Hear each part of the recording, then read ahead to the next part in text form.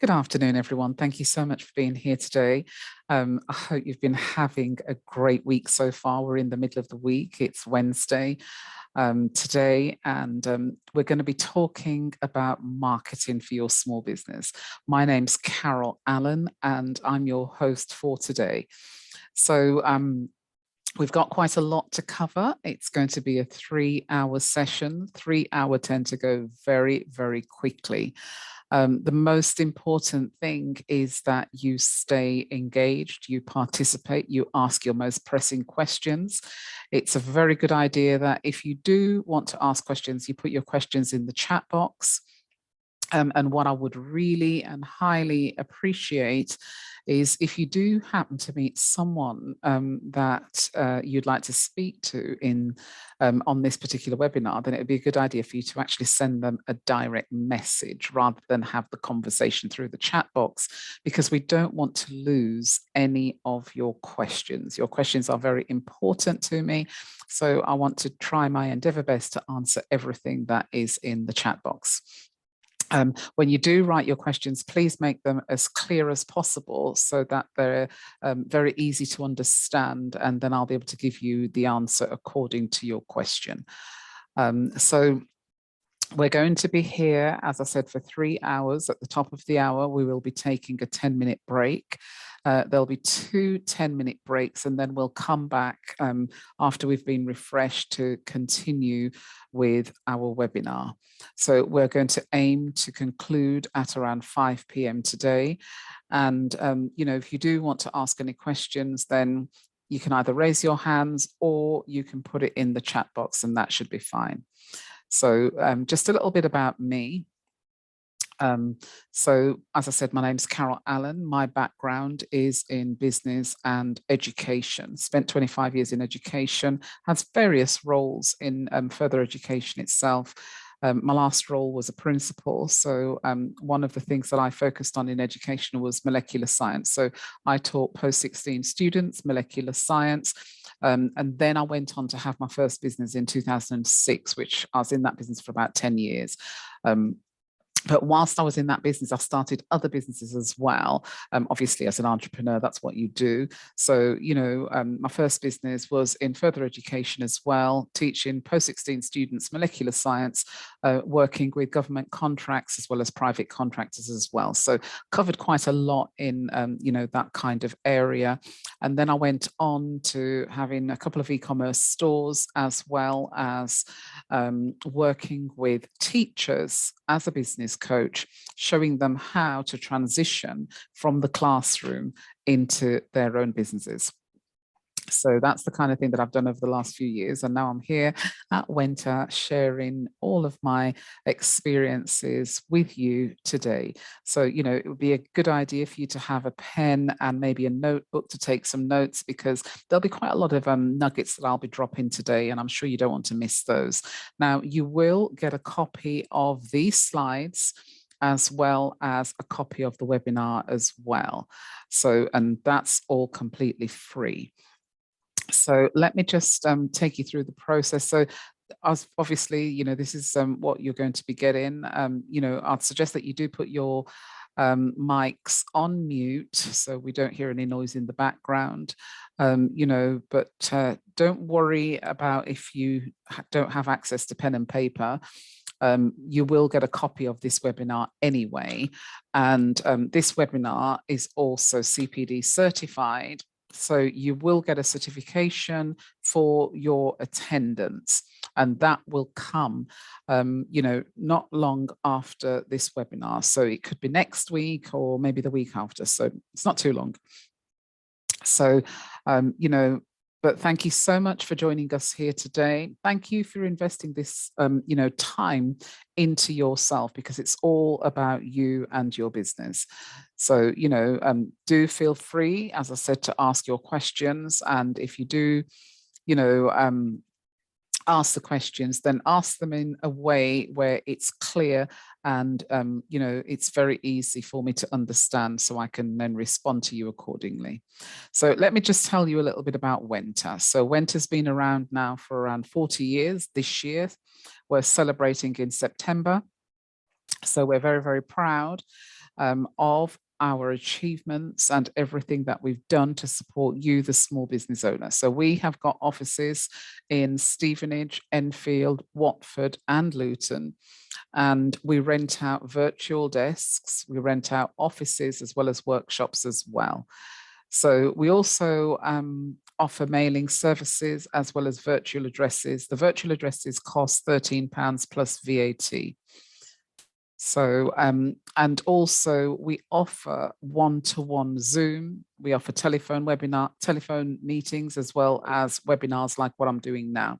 And we absolutely love doing these webinars because they're live, so anything you want to ask us on the webinars, then feel free to do that, as long as it's in regards to what we're talking about today.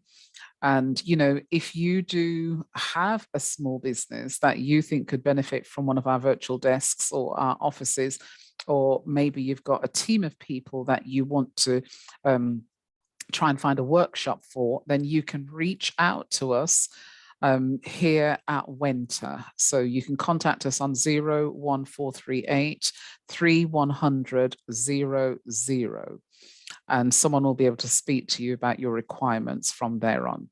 So another thing that we offer here at Wenta is there's two particular products that's on our website. So when you do get your break, you can go to wenta.co.uk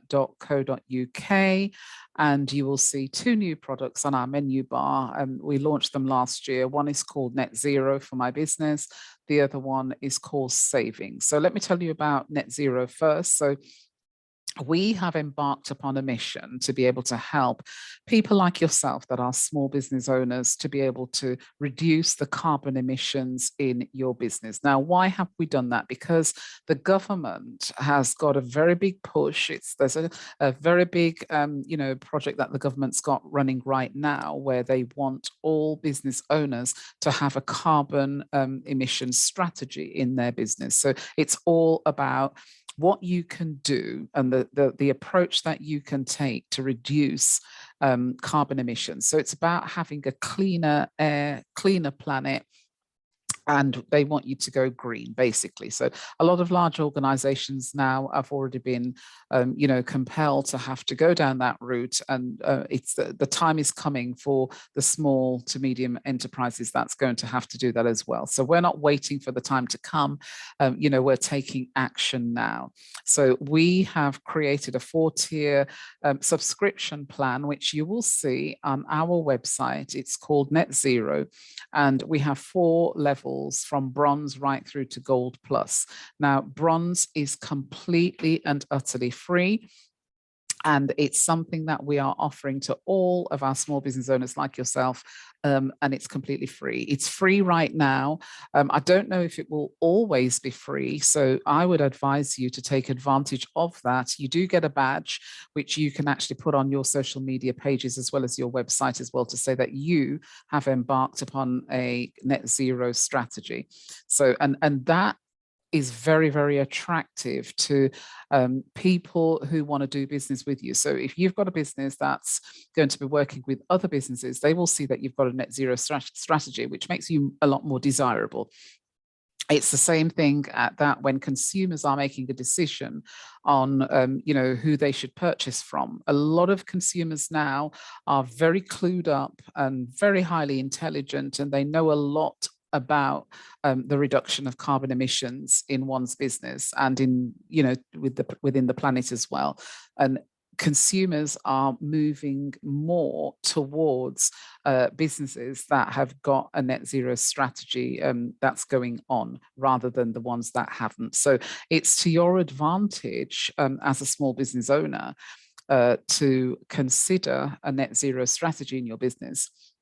So the bronze is free, the silver is the paid level, right through to the gold plus level. So you will see, when you do sign up, that there are a number of resources that you can look at. So you will see some training on the videos, especially at the bronze level.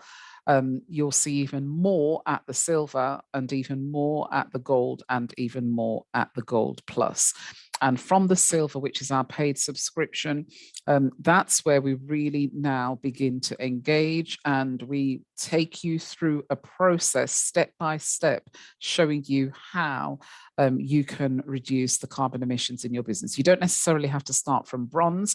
You could go straight to Gold Plus if your business was at that level. So, everyone is at a different level. So, we direct you according to where you're at. So do take a look at it when you get your break, and do go and sign up, because as I said, it's free at the moment, but I don't know how long it will be free for.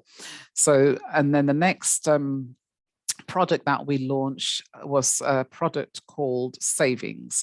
So in the Savings tab, when you click on it, you will see 3 bundles. You'll see Feel Free, which is resources that are completely free for you, and you'll see Feel Good as well as Feel Great. The Feel Good and the Feel Great are bundles that are paid bundles. They're small business owners that we've partnered with in order to be able to offer you a full comprehensive service, and to serve you in the best way that we can. So when you go over to Feel Good and Feel Great, you'll see a whole plethora of different services that you can embark upon. You'll see website developers and creators. You'll see people, that can offer you a bank account. There's a bank, they're called, oh gosh, Tide they're called, and Tide will give you £50 off for signing up with them. That's the incentive. And, there's also tax accountants there as well. There's insurance brokers. There's marketing companies that can help you to do your SEO, and website builders as well. There's a whole range of different services that you can actually tap into. So do go and take a look a little bit later on. So today we're going to be talking about marketing. And so it would be great to know from you, where are you in your business? Are you at the beginning of your business? So, the idea stage. Have you already started your business, or are you an established business? So let me know in the chat box exactly where you're at right now in your business. That's the first thing I'd like to know, because I want to make sure that I'm going to pitch this particular webinar at your level. So no one should be left behind. So this is what we're going to be covering today.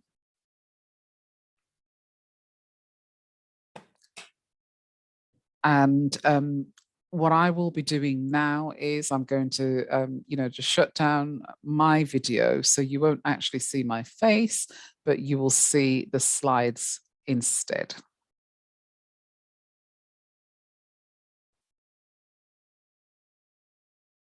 Right, so just going through what you've all written. Mustafa's saying, what if you're not sure? Well, you've got to work from either your passion, Mustafa. Think about what you're passionate about. What are you good at? It's better to work from your strengths than try and build up the weaknesses. Work from what you're really good at. What are you passionate about? What do you like?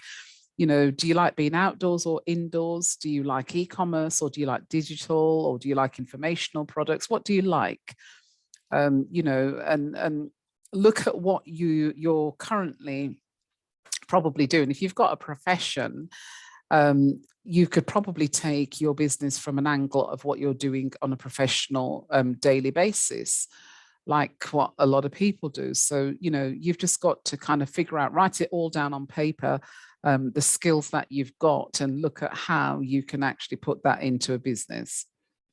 So Tony's saying, no, Tony's saying idea stage. Charlie's saying second year of trading. Congratulations, Charlie.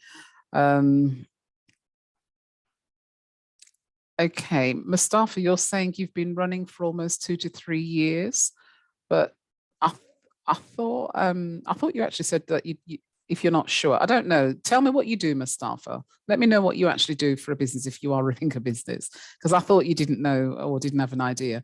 Raheem saying prototype stage. Okay. What are you actually selling? Let me know in the chat box what all of you are selling. Dora's saying pre-startup, but I have a samples of my products. What kind of products are those, Dora? What are you actually selling? Montrese says, my business has been running for 2 to 3 years. Okay, congratulations on that. Ben saying pre-start. Okay, that's great. Dora saying handbags. Okay, so you're running an e-commerce store. So it would be interesting to know what the rest of you are actually selling. Okay, so Raheem says he's patented or granted toaster. Montrese says, I have a hair care company. Okay, that's great. So Tony says, hoping to sell complementary therapies. Complementary therapies in what, Tony? So Charlie's saying construction and building maintenance. Okay, that's great. Mustafa saying HD Workwear Limited. Right, okay. So Mustafa, you're saying you supply personalized clothing to businesses across the UK. Okay, that's interesting. Right, okay, that's great. Okay, so thank you so much for that. And Tony's saying reflexology, massage, aromatherapy. I absolutely love those kind of things that, you know, I have regular body massages and I love reflexology. That's lovely, Tony. You're making me feel as though I want to have one right now. So you're all doing a different range of things. So some are e-commerce store, so construction and building maintenance. So that's skill work.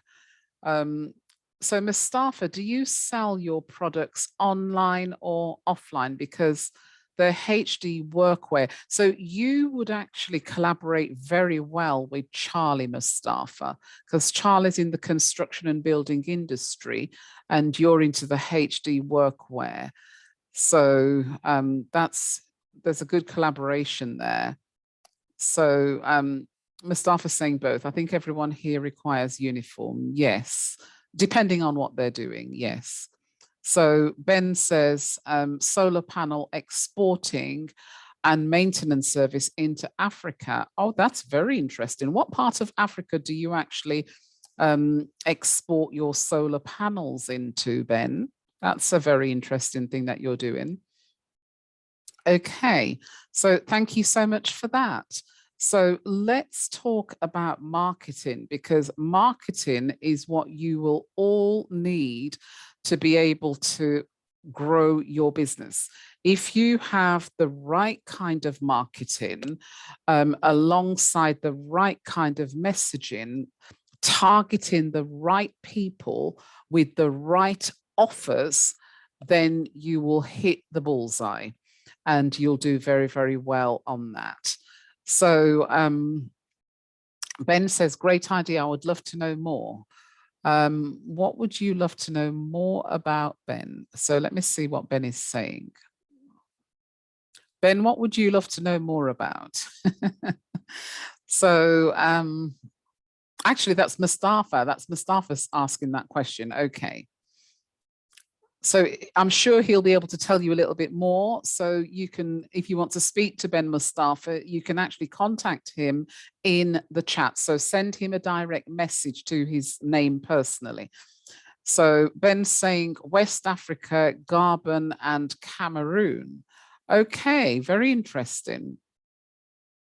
Okay, well, thank you so much for your participation. So let me know, for those of you who've already started your business or who are in the preparation stage of your business, what kind of marketing research have you already carried out? If you have, you know, if you have already carried out marketing, let me know what you've done. It'll be interesting to know. And what's working for you if you already have been carrying out market researching. So we're going to be looking at a range of different things to do with marketing.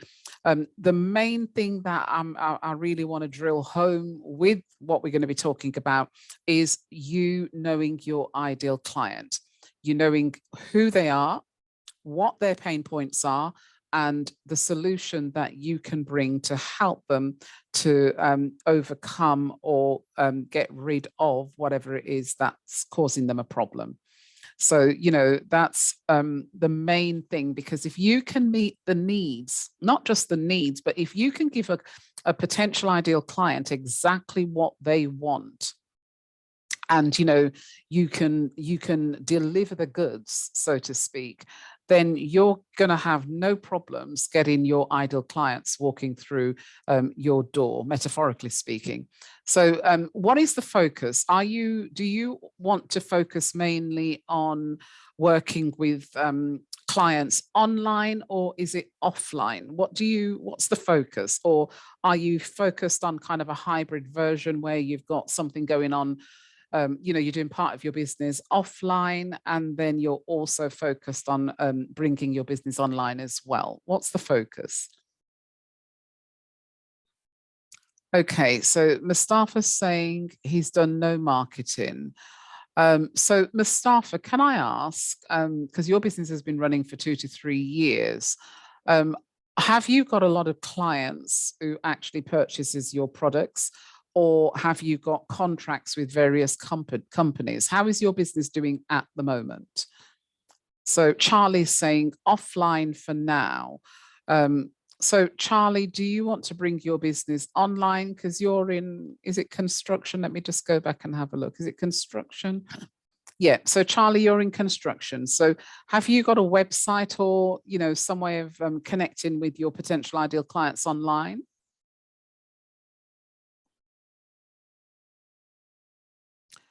So let's talk a little bit about marketing in its entirety. So, this particular quote is from the Chartered Institute of Marketing.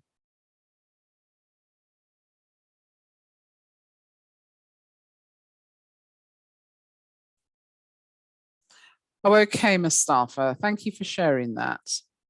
Marketing is going to help you quite a lot.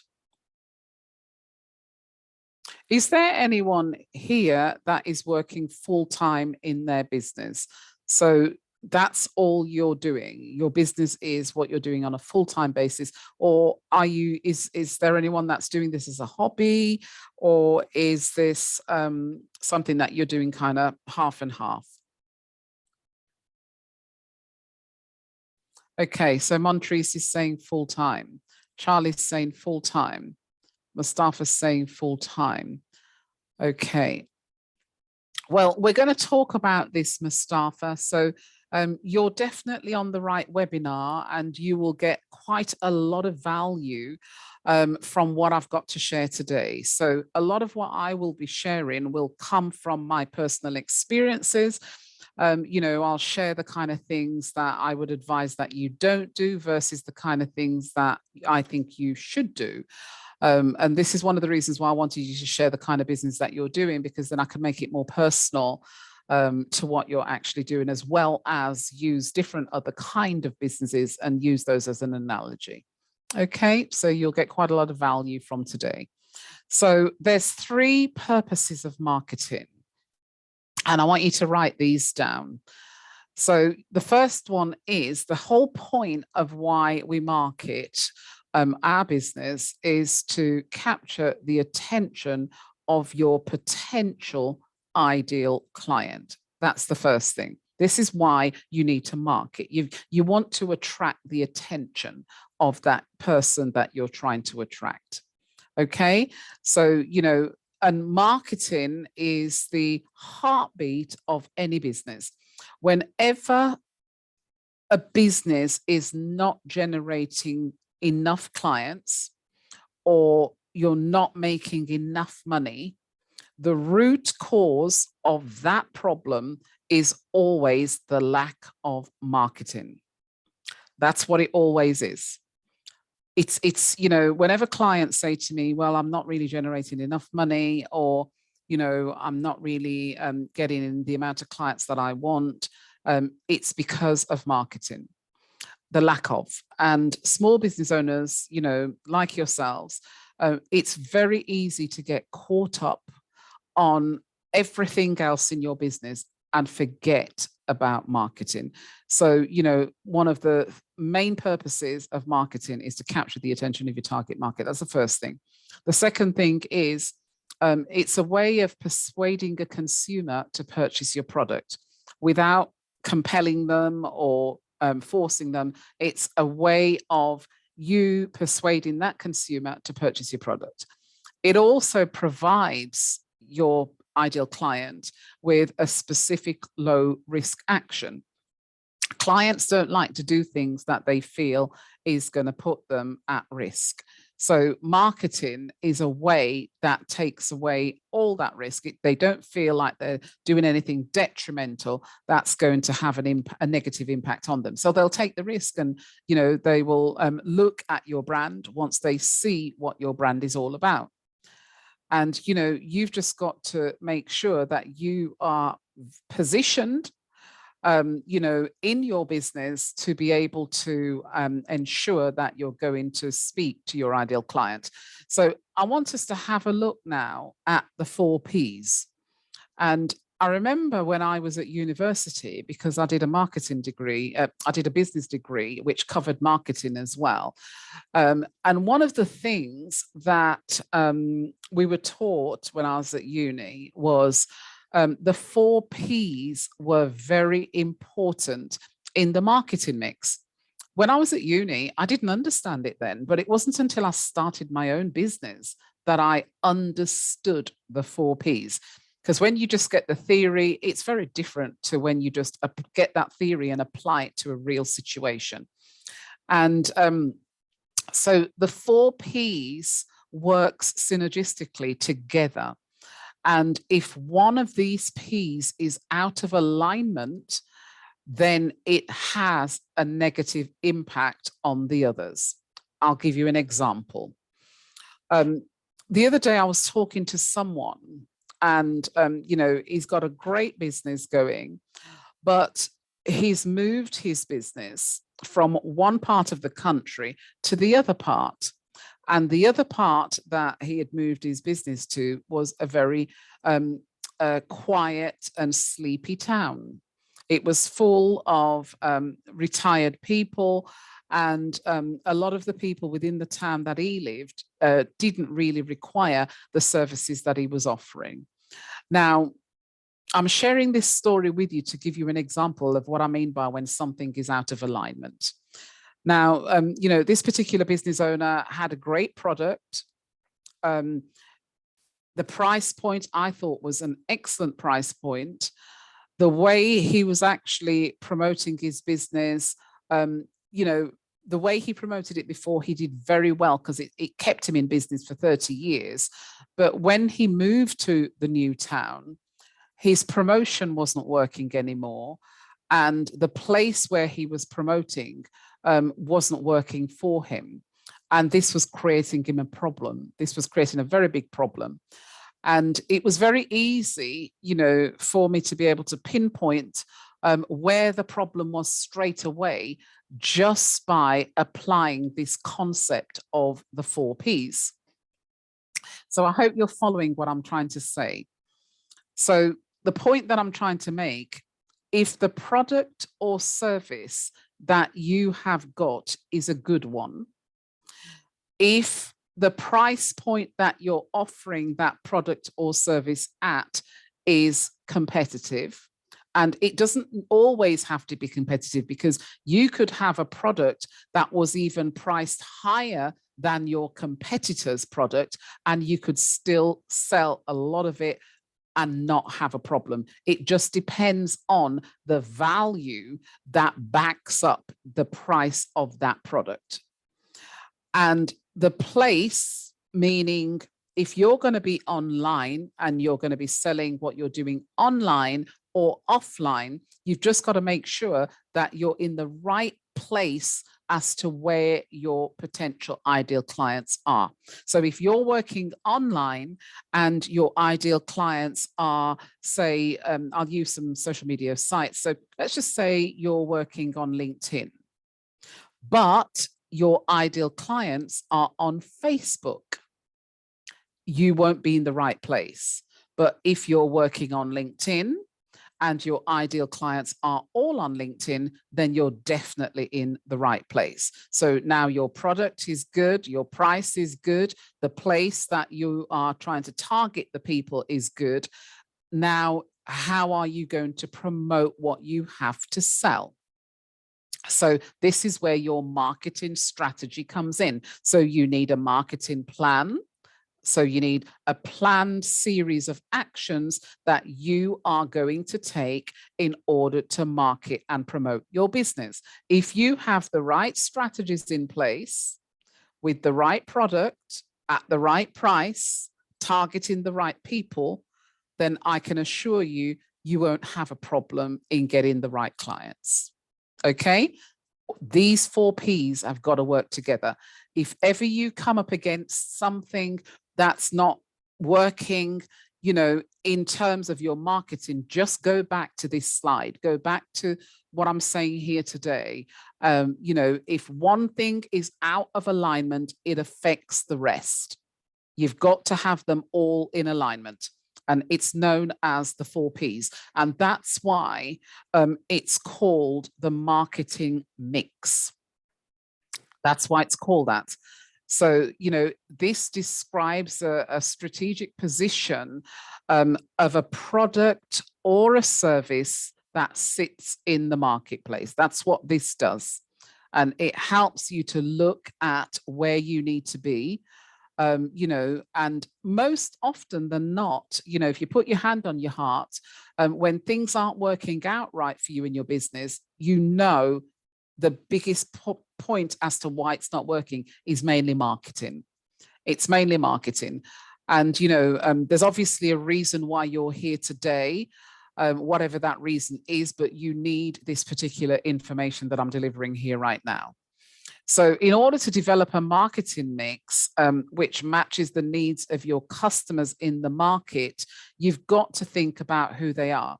Now, and this is why I say, if you don't know who your ideal clients are, and I say it on every webinar that I do, get to know who your ideal clients are. Don't guess it. Don't think that and if you don't know, don't kind of wonder, is it, isn't it? I'm not too sure. You can't serve the whole world. I hear it so many times where when I ask, a business owner, who's your ideal client? They'll say, well, I serve everybody.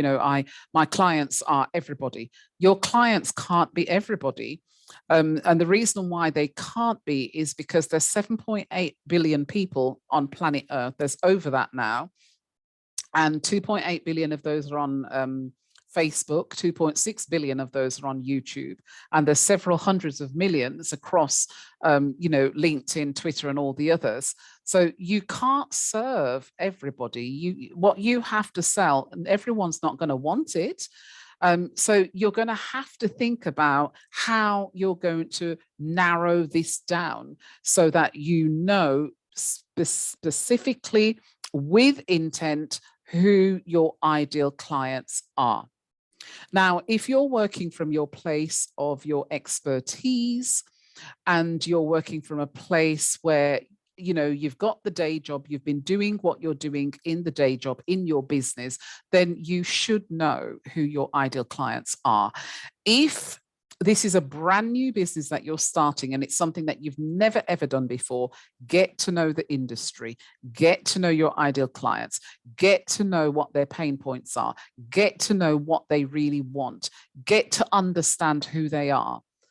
And when you begin to really delve deep into finding out about the client that you want to sell products to or services, then you will know exactly how to speak to them. You will know exactly what kind of content you need to put out there. You will know exactly how to market to them. But if you don't know your ideal client, I'll tell you now, your marketing is going to be hit and miss. And you don't want it to be hit and miss. You want it to be specific. You want it to hit that bullseye so you don't miss anybody. That's what you want. You want it to hit the right kind of client that you want to buy your products and services. So marketing is the key. It's the most important thing that any business can invest in order to be able to grow your business and cause longevity in your business, because you all want to be in business for a long time. This is Wenta's 40th year. So Wenta must have been doing something right in order to have lasted 40 years. To last 40 years in business is, it's phenomenal. It really is. So, you've got to think about the longevity of your business. Look at your business and ask yourself this question. Is this business sustainable? Is there enough in this business for this business to grow? Is there enough scope? Can this business actually grow? Is it the kind of business that will make money? There's no point in starting a business that's not going to make any money. And, if you're going to, and then think about your business model. Do you want a model where you're going to have to charge people cheap prices, but you're going to have to get a lot of those people to buy your cheap things, which will take time, or do you want to have a model where your prices are medium to high and you don't need to sell as many of those products or services? So the businesses that I've set up, my model on all of them has always been high price points, always. Because when you have a business where you're selling things, for cheap, when I say cheap, I'm talking about, at $9.99, $14.99, $19.99. Those prices are very low prices. So you're going to need thousands of people buying those products in order for you to be able to make a decent living and be able to pay yourself. And it's not just you paying yourself, but it's you paying yourself, paying the tax man, and also reinvesting back into your business. So, and that's why for me, in all the businesses that I've ever set up, I've always just gone for a high price point and sold at a high price point. But if you're going to sell at a high price point, you've got to make sure the value that you're going to bring, the value that you're going to deliver, you better be able to deliver it if you're going to charge high prices. So, you've just got to make sure that you know exactly what you're doing and why you're doing it. So let me just go back. So Mustafa is saying, what if the market is competitive? Great. If the market is competitive, there's no problem there. I'll tell you why, Mustafa, because you know what you have. And if you know what you have is what people want, and it's going to have some impact on where people need to get to, then don't worry about the competition. What people buy into people, and people buy into brands that they believe is right for them. Competition is always good, because you need competition to keep you on your feet, Mustafa. So, and if you have a lot of competition around you, then that's your opportunity to get creative and offer a different spin on your business. Offer something else under the banner and the concept of what you're doing. So, and what do I mean by that? You offer, is it high visibility workwear? Why don't you think about offering training that goes with that? And get companies on board with what you're doing. So that's you now setting yourself away from the competition. And this is why I say competition's good, because competition makes you think outside of the box. When you don't have competition, you become very comfortable and very complacent in your business. But when you've got competition, it keeps you on the edge all the time. So competition is very good. So Montrese is saying, I interviewed people who carry out, hang on, let me read that again. I interviewed people who are my ideal person. I am my ideal client as well. How do I use the information in a way that helps create a profile? And what should I do with that profile? Right. So when you, most often than not, Montrese, we are the kind of ideal clients that we're looking for. We are a replica of our ideal clients, not all the time, but sometimes. So it's a good idea for you to ask yourself some questions then, and put yourself in the place of where your ideal clients are coming from. You're into hairdressing. Is it hair care? Hair care?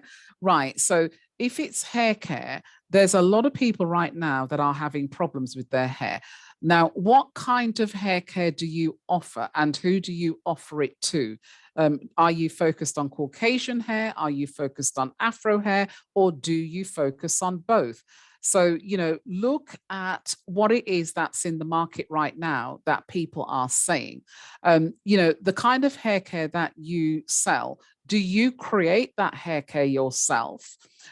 Is that hair care beneficial in terms of, is it good for the planet? Is it eco-friendly? Are you using organic or plant-based products? Look at what you want to do in terms of what the market needs. What is the market telling you?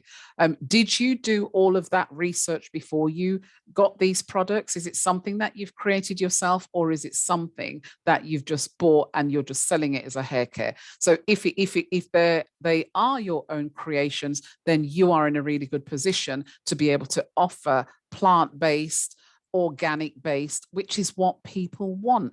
And if your products can help people's hair to grow, it can help the hair to grow back if they've got alopecia patches or anything like that.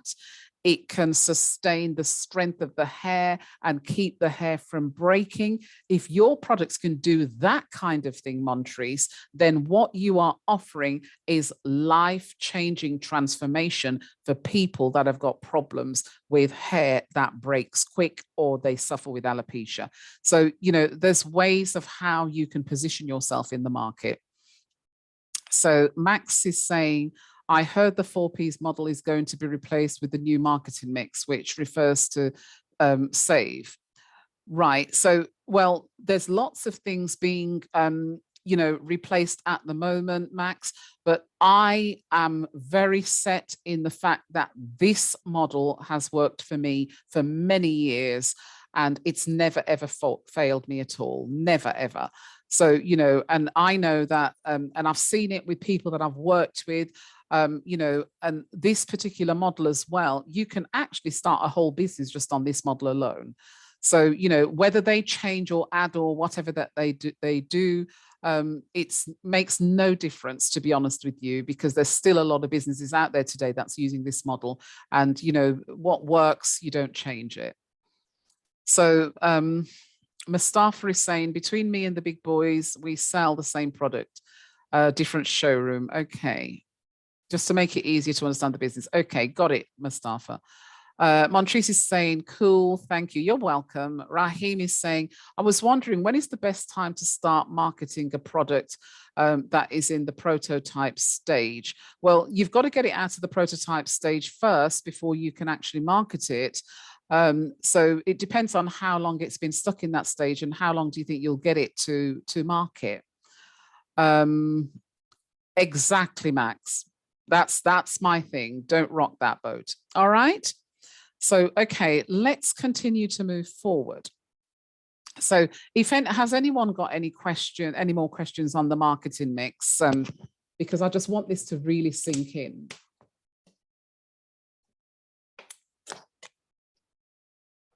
Right. Okay, let's continue to move forward.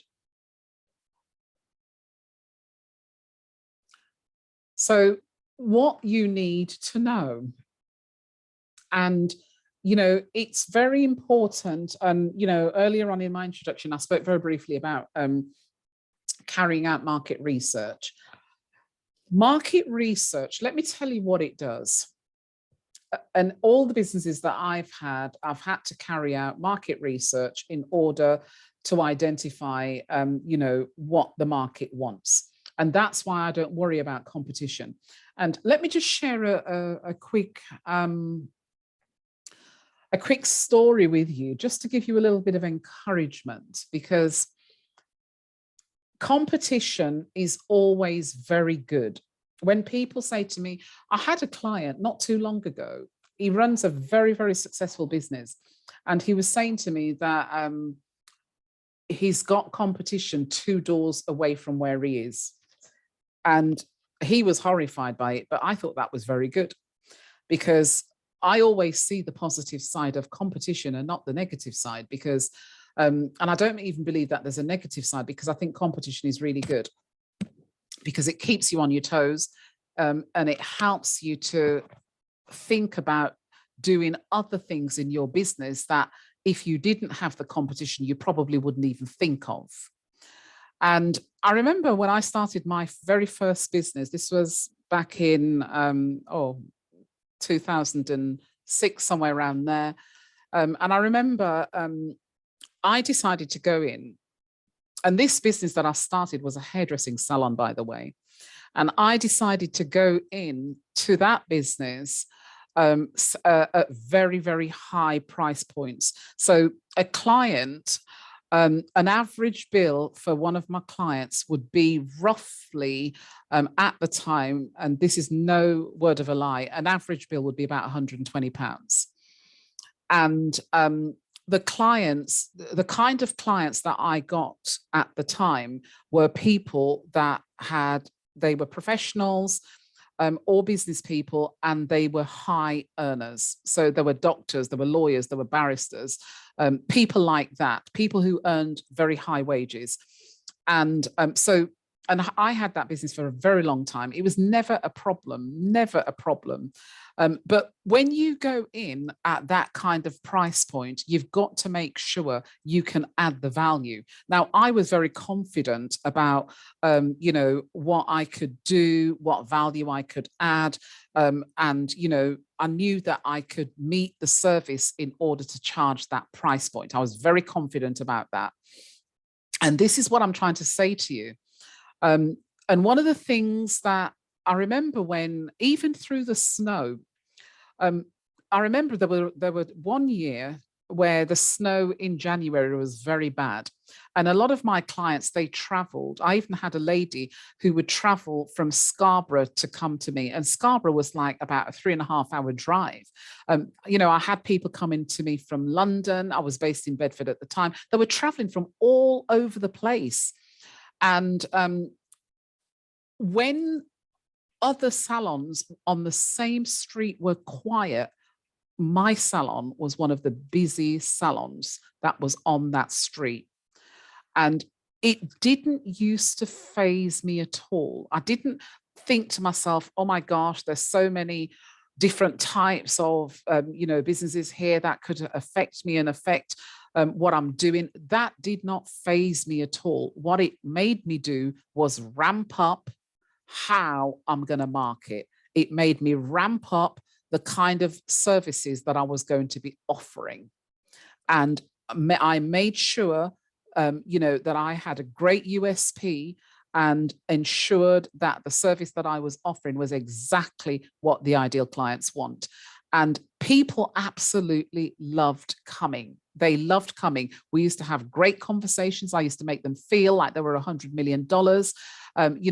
It was all about the service, and that's what people buy into. And this is why I say, don't worry about the competition. You will never stop people from going where they want to go. That's their prerogative. They can choose who they want to spend their money with. You can't stop them from doing that. What your motive should always be is to offer the optimum service that you can offer and make sure you add value and keep growing in your business. If you keep growing in your business and not stay stagnant, you will hold on to your clients for years and years and years. So you're not just offering one thing, but you're offering a range of different services that can benefit them. That's growth. People love growth. So research is very, very important. And, and when you have a lot of people singing your praises and shouting from the rooftops how good you are, then that is going to, you don't need to do it for yourself. All you need to do is keep the marketing going, but they are the ones that's telling everybody how brilliant you are. And that's where you need to get to in your business.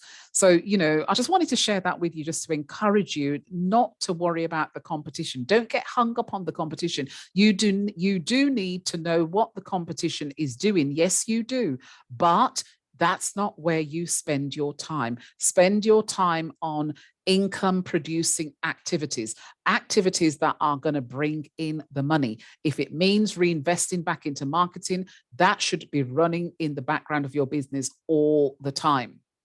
Not worrying about who's set up across the road or who's set up down the road or who's selling what or who's been in business for how long and you have. That shouldn't be your worry. Your worry is about positioning yourself to get your piece of the market, because the market is not, when people say the market is saturated, I always say, no, it's not. Because it's all about the message that you're going to bring. It's all about what you're going to deliver to the market. You are going to deliver your products and your services to the market in a different way to how your competitors are going to do it. So it's not saturated because you're bringing your individuality, you're bringing what you know, you're bringing your own value, you're bringing your skills, your experiences, your knowledge, you're bringing everything. So when I would stand, in front of these people, the fact that I've been to university twice, the fact that I've got this, I've got that, I was experienced at this and experience. When you bring all of those things to the market and you offer it on a plate to your ideal client, that's exactly what they want. So don't worry about the competition. Competition is good. So let's talk a little bit about your industry. So let me know from your experience, are you working from a level of your expertise in your business, or is this a brand new business for you? Is it something that you have never, ever done before? Let me know where you're at. Is this a brand new business? You've never done it before. You're just about to do it, or you've just started it. Or is this what you used to do in the day job and now you've turned it into a business? Where are you with that? So, with your industry, it's important to know what the size of your market is. And if you say to me, Carol, I don't know how big the market is, I would encourage you today to get to know how big the market is. You need to know, because, knowing how big the market is going to be a very big encourager to you, because when you find out that it's a huge market, you know that there's enough space there for you to get a slice of that pie. So let me just go and have a look. So Charlie's saying it's from a level of expertise. Okay, that's very good. Raheem is saying it's brand new. Remind me what you're doing again, Raheem. I can't remember unless I go right back to the top of the chat. George is saying it's a question and answer consultancy. Medium to high experience. Okay. When you say question and answer consultancy, George, have you been on one of my webinars before? I think you have. Remind me if you have. I can't remember. But I do remember someone saying that they do a consultancy and it's all question and answers. And I don't know if it was you, but explain to me, what do you mean anyway, George, when you say a question and answer consultancy? Explain that to me, please. So Tony's saying it's completely brand new. I'm retraining in this industry, coming from health and social care. Got it. So what I would say to you, Tony, is get to know the market really, really well. Get to know your ideal clients really well. Find out what their pain points are. And the way you can do that, you can get into Facebook groups that are industry specifics and look at what the kind of things that people are moaning and complaining about. So remind me again, Tony, what you're going to be doing, because I can't remember unless I go back to the top of the chat. George saying no, unfortunately. Okay, I thought it was you, George. Okay, George, what could you explain to me then, please, when you say question and answer consultancy? Give me an idea as to how that would work, and let me see if I can give you some guidance on that as well. So Benny's saying it's a brand new business opportunity for me, and I have done a significant amount of research. Well, that's really, really good. So Ben, who's your ideal client? Would you like to share that with me and tell me what their pain points are, and then tell me what you're going to do to bring a solution to their problem? So Raheem saying, I've patented a toaster design in a prototype stage. Okay, I've got quite a few clients right now, Raheem, that have patented. In fact, one of my clients have patented a toaster and an apron as well. So, that takes time for it to go through that phase. Once you've got, the okay to launch that, then that's the time you would do your market research. That's the time you would do your market research. So, George is saying quality assurance. Okay. Okay, so Raheem, that could probably be you then, yes. Okay, so Tony's saying complementary therapy, massage, okay, from health and social care. Okay, great. So Montrese is saying, mine was brand new to me as well. I didn't consider offering my product to other people until now. Okay. So do you have a lot of sales coming through at the moment, Montrese? And Raheem is saying, we've had a phone chat. Oh, okay, okay. Right. So Mustafa is saying, so Raheem, I think you're the lady then that, if I remember right, who's doing the toaster and is it the apron? Let me know if that's correct. So Mustafa is saying, I've done an aerospace engineering with management. Okay. Project manager is my specialist growing up in business. Okay. So the market demand is high, as mostly everyone uses the uniform. Got it. Okay. Right. Okay. Thank you for confirming that, Raheem. Right. Okay. That's great. So thank you for that. So getting to know your industry is really important. So, here's some things that you need to consider. Right. What facts do you know about your industry? That's the first question. What do you actually know about your industry? How long have you been in your industry? So some of you have already answered that question. What are the pros and cons of the industry that you're in? So what's working right versus what's not working right? What can you see that, could potentially be a problem? What are the reasons, why certain things are probably working versus not working? So in all industries, there's always something that's not going right. So I want you to think about what that could potentially be versus what could potentially be going right. So we're now at the top of the hour. We're going to take a break and we're going to come back a little bit later on. So make your way back here for about 10 past 3. About 10 past 3 thereabout. And we will, we will reconvene a little bit later on. So don't shut your computers down, just pause and then we'll come back in a bit.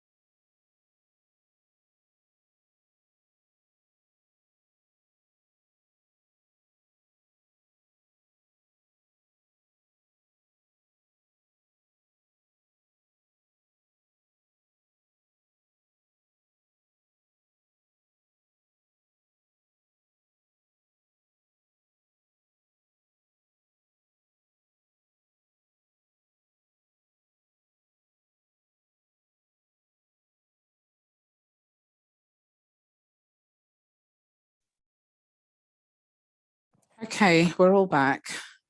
Hope you've been refreshed. I'm just seeing a couple of questions here. Let me just go through these.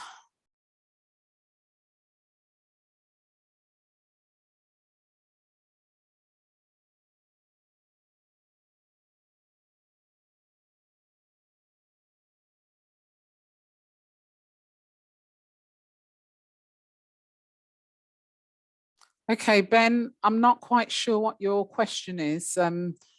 So do you want to let me know what the question is? Um, I'm not quite sure what you're asking. So let me read yours, Max.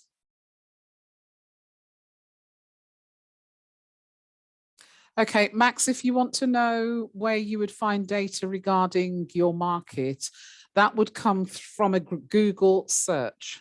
So if you go and ask Mr. Google, Google will tell you.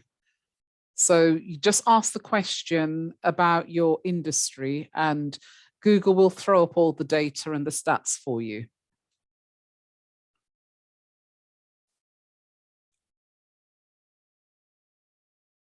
So let's have a look at the Pestel model. Has anybody heard of the Pestel model before?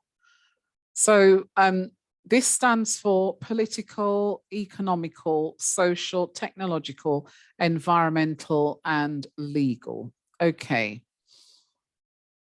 So if you, with this particular model, it's a good idea to think about what the impacts these these factors are going to be in your business.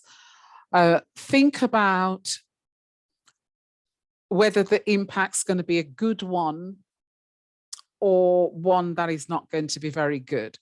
I'll give you an example. Disposable income is probably going to be one of the factors that's going to have an impact on maybe some of you or maybe all of you. So, think about, have a good look at each section and let me know in the chat which one you think will probably have an impact on your business. So, Montrese, let me just see what you're saying.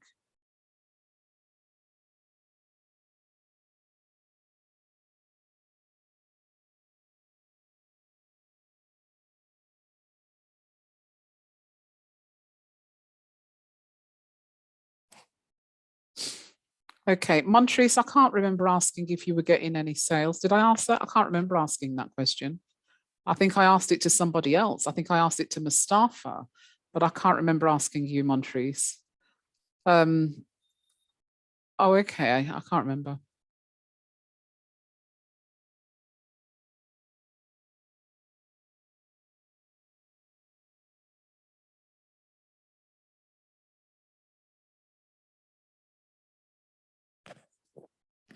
So with this particular model, so let me know which one do you think might affect you. One of the things that happened in when we had the pandemic, a lot of people were really comfortable in their businesses. And to be honest, no one could have ever have known that that was going to happen to us. No one would have known that. But there were a lot of businesses that weren't really set up for eventualities. And sometimes eventualities do occur in the life of a business. And it's whether or not you're ready for it. So I'll give you one of the examples of how a lot of people weren't set up at the time. A lot of people didn't have what we call business continuity insurance, because insurances for your businesses are very expensive. Now, we were closed down, if I remember right, for probably was it about 18 months to almost 2 years, somewhere around there.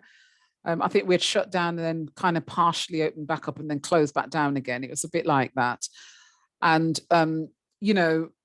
when a lot of those people that didn't have businesses, because they interviewed a lot of people afterwards, after the pandemic, and a lot of people were talking about the things that they didn't have in place. Had they had got business continuity in place, the insurance companies would have had to have paid out for the length of the time that the business was not operating. So this particular model, it's an opportunity for you to think about what could potentially have an impact on your business. Things that are good, that would have a good impact, will also give you an opportunity to look at what could potentially be an opportunity that you could use. So a lot of good can come from having something like this to think about, and how it will impact your business. So I've not seen anything in the chat yet, so I can only assume that none of this is going to have an impact on your business. So let's continue to go through the webinar. So we've spoken about competition, and one of the things that I've said, and I'll stand by it, and my experiences have always told me that competition is always good. It was something that I was taught when I was at university, but I didn't really fully understand why it was good until I actually started my first business, and then my second, and then my third, and then my fourth. And I realized, competition keeps you on your toes. And, I understand that competition for some people can seem like a threat and, create a lot of problems. But I always say it's not really who you focus on, but it's what you do to make sure that you stand out. So, you can sometimes benchmark yourself against people, against your competitors, but you've got to make sure that if you are going to do that, you do it as a like for like. Let me explain what I mean. I know of people that have started businesses that are selling various types of products, a bit like Amazon, that kind of product thing. And these are e-commerce stores that I'm talking about that's been set up. And their competitor is obviously Amazon. Amazon is one of the competitors. eBay is another competitor. But you can't really compare yourself to a giant like that, like eBay and Amazon, because they've been around for years. They've got huge market shares. They're multi-billion-pound companies. So you can't really benchmark yourself against a company like that, that's been established for that long, and they've got millions of clients. You can't, that to me, that's not really any competition. You've got to benchmark yourself against someone who's in a similar boat to you, that have just started like yourself. That's who you compare yourself to, not the big giants, because there's no comparison between you and the big giants. Now, eBay can actually compare themselves to Amazon and vice versa. But if you're just starting selling the same kind of things that they're selling, you can only take from what they're doing right and apply what they're doing right to your business. That's what I would say, rather than you try and look at yourself and compare yourself to them. That's going to be a hard thing to do. So it's got to be like for like when you're comparing yourself to your competitors. And sometimes as well, it's a good idea to have a look at what your competitors are doing right.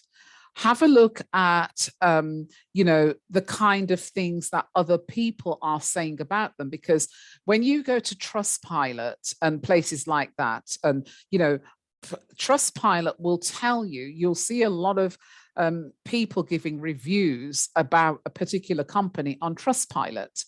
And, it's good to look at what their social media pages are like. it's good to look at the kind of things that people are saying about them on social media. This will give you kind of a version of what your competitors are really like. Go to their websites and have a look. Go and have a look at their testimonials on their websites and their reviews and what people say. If they're running an e-commerce store, often more than not, there's reviews on the products on the e-commerce store. There's reviews. So go and have a look and see, what are they doing right that's making them either successful or not successful. And when you're comparing yourself and against someone else, which I don't recommend that you should do, but when you're looking at yourself and you're looking at your competitors, look at how long they've been in business.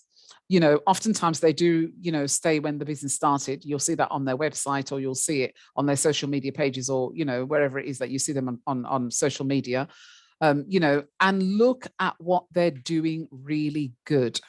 And if what they're doing really good is working for them, then maybe that's something that you can emulate and put your spin on it, because all businesses looks at other businesses. Okay, there's not a business out there that has not looked at another business and got an idea from that business in order to use in their business. So, all businesses look at each other, and there's nothing wrong with that. I think that's very healthy.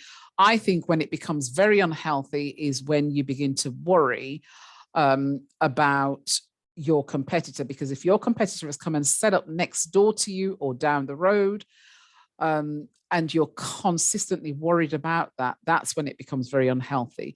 You've just got to look at different ways of how you're going to market your business. So different ways of how you can market. Let me give you some ways.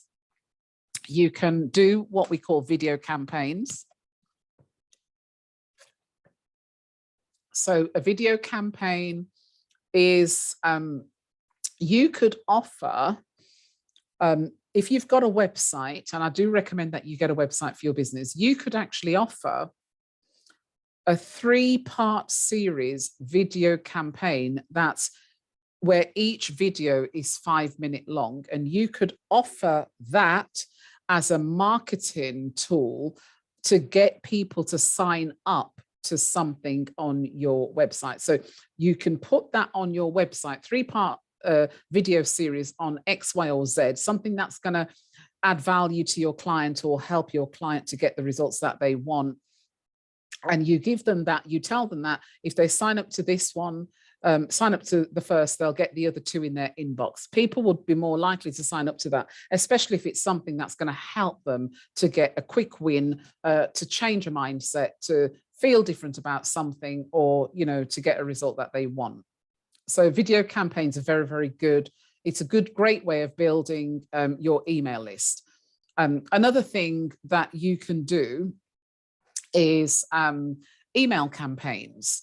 So once you've got people on your email list, you can run campaigns. Now, once you get people on your email list and you're building that list, it's a good idea to keep communicating and having dialogue with the people on the list. Don't just get their emails, get them to sign up to something and they give you the email and then you have them there like sitting ducks doing nothing. You must communicate, you must add value, you must share new inspiring things with them, and add value in everything that you talk about. You can even write emails where you ask a question. You can have a range of different types of emails and build different things into the email. So you can, on one email, you can probably have a welcome email. Thank you for signing up, blah, blah, blah. Because you've signed up, here's your free, whatever it is that you signed up to. That will be your first email. Second email will just be kind of a touching based email, just finding out, how things are going. Third email could be something like, you're telling them about something that you're going to be offering soon. And then the fourth email could be, here it is, here's the link to go and buy it. So you're building a relationship with them And I'll just share a quick story with you about an email campaign that I ran as a coach. And I remember, because like I worked with educators, with teachers for quite a long while, and I would help them to transition from the classroom into their own businesses. And I also worked with entrepreneurs at the time as well. And I remember I'd obviously got this list of this list of educators that I was working with. And, you know, it was a very, very comprehensive list of people. And I used to love sending out, you know, how to kind of emails to them and ask questions and things like that. And I remember I'd created a training program. It was an educational training program for them. And I sent that program out. It was showing them certain things as to what they can get in order to market and grow their business. And this particular program that I had created, the cost of the program at the time, I think it was £4,000 for the program. And I created that program, sent out the price point, and within 72 hours, I got a sale. Someone purchased it, and it was £4,000 within 72 hours. So that's why I say it's a good idea to run email campaigns, because it's a good way of how you get to know your clients, and your ideal clients will get to know you. They'll begin to like you, they'll begin to know you, and they'll begin to trust you. But you've got to build a relationship with them. When someone is going to take their credit card out and give you their number, it's because they trust the brand. They believe that whatever it is you're going to offer is going to be good for them. So, you know, but you've got to build the relationships first. Another thing that you can do as part of your marketing campaign is, and this is where you can even crush the competition with what I'm giving you right now, okay? So I'm giving you some golden nuggets right now, so write these down. You can also, you know, send out posts. You can put specific posts on your Instagram feed, your Instagram reel, or your Facebook feed or Facebook reel. Put specific things in there that you want to highlight, that you know your ideal clients really need right now. They want it right now, because whatever it is that they're experiencing, they need what you have right now. So regardless of what you're selling, somebody needs it. So, you know, you can put those kind of posts out there. You can, if it's a physical product, then showcase that product in a fun video. So, you know, you can make the videos really short. TikTok is excellent for very short, quick, snappy videos. And lots of companies right now are doing a lot of advertising on TikTok and marketing their business as well as advertising on TikTok right now. So TikTok's booming for things like that. So, you know, your Instagram to me is like a shop. Instagram is where you can go to and you can buy from immediately. And there's lots of people over there that have set their businesses up so well that you can just click, you can get what you want just at the click of a button. I remember I was looking for a nail technician, and I went on Instagram and I saw someone, and she had up a page with all of the services that she was offering. She also had up a calendar. So when you clicked on a particular service, it would lead to the calendar and tell you exactly how many spaces she had left and for how long, the duration of time. So you could select what you wanted. It would go straight to her phone and she would get your booking immediately. It was an amazing setup. So TikTok, Instagram is a little bit like a shop. People set things up as though it's their shop front, and you can go in and buy whatever it is that you want to buy. So Instagram is a great way of, you know, showcasing your business if your ideal clients are over there. And you've just got to make sure that you know exactly that and understand the platform. That's another thing. When you're on these platforms, get to read the small print.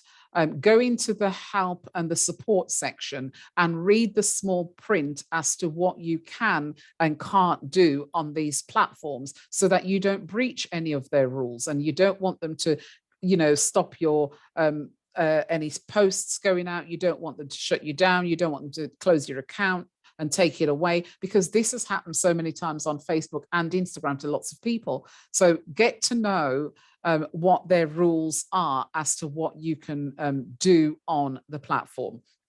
But Instagram's great for videos. You know, it's great for, you know, reaching out to people. It's great for selling your products and your services to people from that shop front. And think about your social media as well as a piece of real estate. So when people want to get to know more about you, where are they going to go to find out? They're going straight to your social media. So if you do have a profile page, say on LinkedIn or Facebook, it's a great idea to have a picture of yourself in that small circle so people can see your face. People buy into people. People buy into, do I like the way that person looks, or don't I like the way that person looks? That's the way people think. People buy with their eyes. And if what you're offering is life-changing to people and it's so niched, you can charge premium prices for it. So you've got to, and that's why I say to you, don't worry about the competition. You know, yes, you need to be aware of your competition and who they are and what they're doing, but really you are your own competition. That's how you should be thinking, because you are going to do everything that you can do to stand out in the market. How do you get to stand out in the market? Follow the 4 Ps. If you stick with the 4 Ps, you'll stand out in the market. But if something's out of alignment, then, you know, you're going to have to go back to the drawing board. Another way of how you can market, you know, so you beat the competition, is you can think about, and this is what it's called. It's called challenges.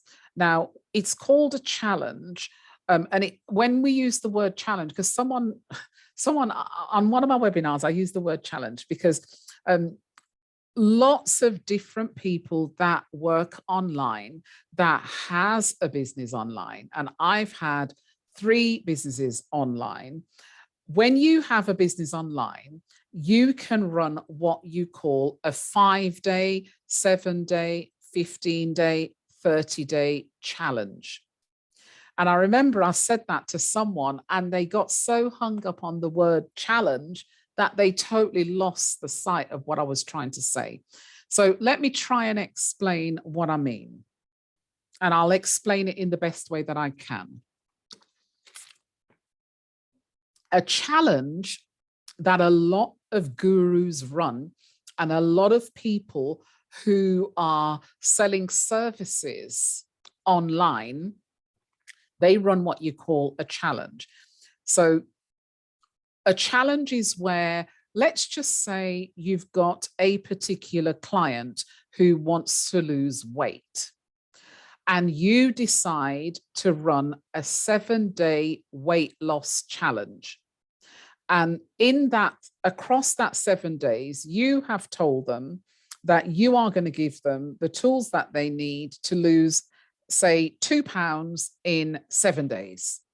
So not only have you told them what the challenge is about, but you've now given them specifics.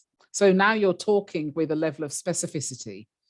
And once you decide on what the topic's going to be about, you're now going to have different subheadings for each one of those 7 days. So, and each subheading should enable that potential ideal client to get to a place of how they're going to lose that 2 pounds across that week.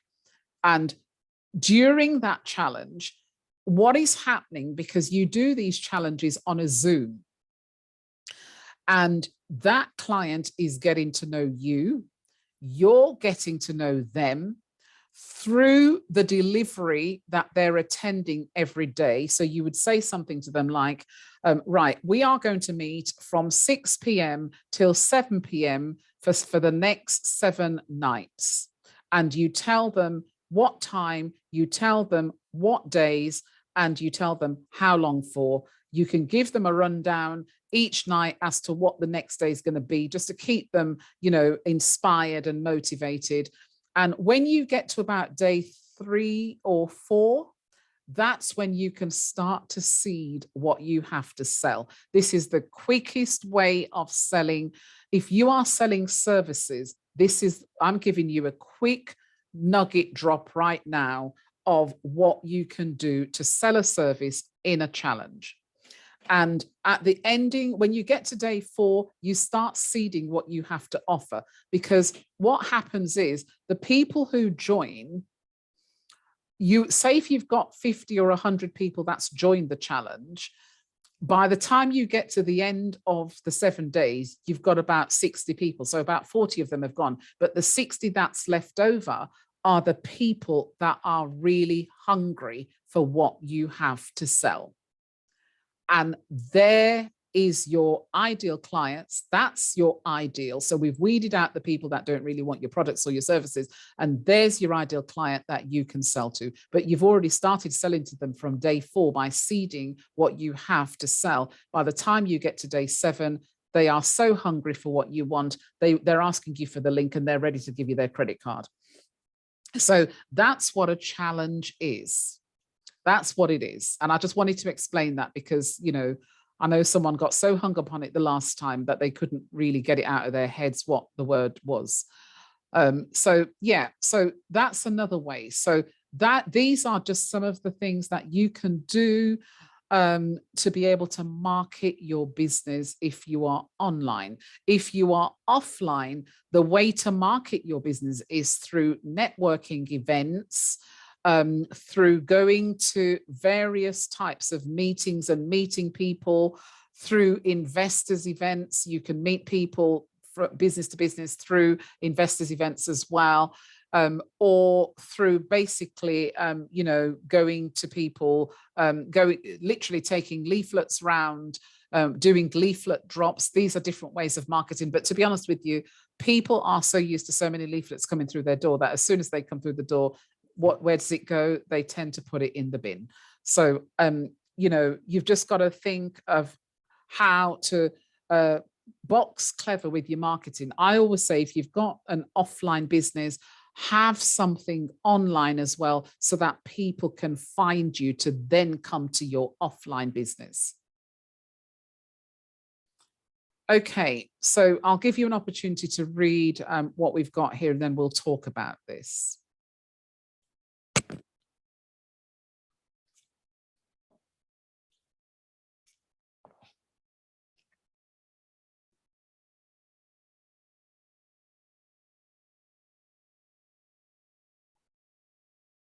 So who are your target clients? Just pop in the chat for me who your target clients are. Who are the clients that you believe will be your ideal clients, and who you believe will be the right people to buy the products and the services that you have to sell? So find out what the issues are. Find out what they talk about. Find out what kind of, language they're using to describe what they're experiencing. Some of what you've got to sell will be life-changing for some people. Some it will just be either a mindset change, an emotional change, or a practical change. But you've got to get to know who they are. You've got to be really clear about that. Sometimes you may need to consider what their age groups are. Other times you probably won't. So if let's just say that your business targets children, You won't really be speaking directly to the children because they're underage, but you'll be speaking directly to the parents of the children. Now, the age demographics in terms of where they are on Facebook, most people that are on Facebook are 40 and over. You know, you'll even find your 70s, 80s on Facebook as well. On LinkedIn, you're going to find your business owners and you're going to find your professional people, because there's people that are looking for career changes on LinkedIn, and they're also looking for doing business with other businesses. So you're going to find that kind of age demographic is going to be maybe from about 30 going upwards to as much as 50, 60. That's the kind of age group that you're going to find on LinkedIn. But remember, LinkedIn is a very professional platform. So it's a platform where people know when they get on there, they're going to make connections with businesses or with employers. So people know that. So that's why they get on there. You know, so one of the things that you need to consider is the problem that you've got to solve, which is what I'd said earlier. So Charlie, so you're into property management companies. On LinkedIn, Charlie, that's where you'll find a lot of your ideal clients. Property management, they're on LinkedIn. Have you got a LinkedIn profile? And if you do, are you active on LinkedIn? In other words, do you comment, like, and share other people's posts? Do you post your own things over there as well? Okay, well, that's very good, because I will be talking about how the algorithm works a little bit later on, because the algorithm loves activity. So we'll be covering that a little bit later on. So, you know, get into groups with where these people are. Now, you might probably think, well, Carol, that's a bit of an effort, you know, and I don't really, you know, I don't really like Facebook, and I don't really like this, or, you know, whatever you don't like. But what I will always say, because you can have two businesses that are identical to each other. They've started at the same time. They're selling the same kind of services or products, and their ideal clients are on the same platform. And one business can easily outperform the other. We see it all the time. You know, I've seen businesses that started back in 2020, and they're already making in excess of profits from 2020 till now, versus businesses that started exactly the same time doing a very similar thing, and it's almost that they've not got off the starting block. And it comes down to marketing. It comes down to, do you know your ideal client?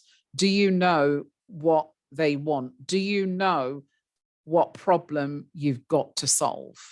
That's where it comes down to. And this is why I'm encouraging you to get to know your ideal client. Don't assume on who they are. Don't guess who they are. If you don't know, then do the research and get to really know. Get down deep. Do the work. There's work that's got to be done, and don't rush it. You know, don't panic and think, oh my gosh, you know, this is what I'm doing for my as a full-time thing, and I'm not making any money, and I don't have any client. Don't rush it.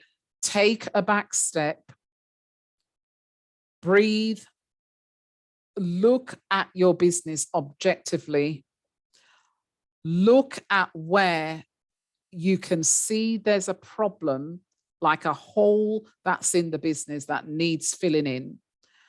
And that's where you now need to start putting the strategies in place to plug that hole that's creating you a problem. And if that hole is marketing, that's what you've got to look at. That's what you've got to start filling. So Mustafa's saying, you're right. And I think that what we are lacking is marketing. And, and I can't stress it enough, because as small business owners, you've got a lot to do. You're focused on, trying to be that person who's managing the business. You're focused on all the processes that's going through the business. You're focused on ensuring that everything's running right in the business, that you're trying to make money in the business, but then you forget about the marketing. And that should be running in the background on a daily basis, where you're getting in new clients all the time that is going to support the business that you have. So, it's important that you do the research in the beginning. You can actually still do your research even though you've been running for 2 years or 3 years. It doesn't matter. You can stop where you are right now. If things aren't working for you, go back and do some research and find out, what does the market want.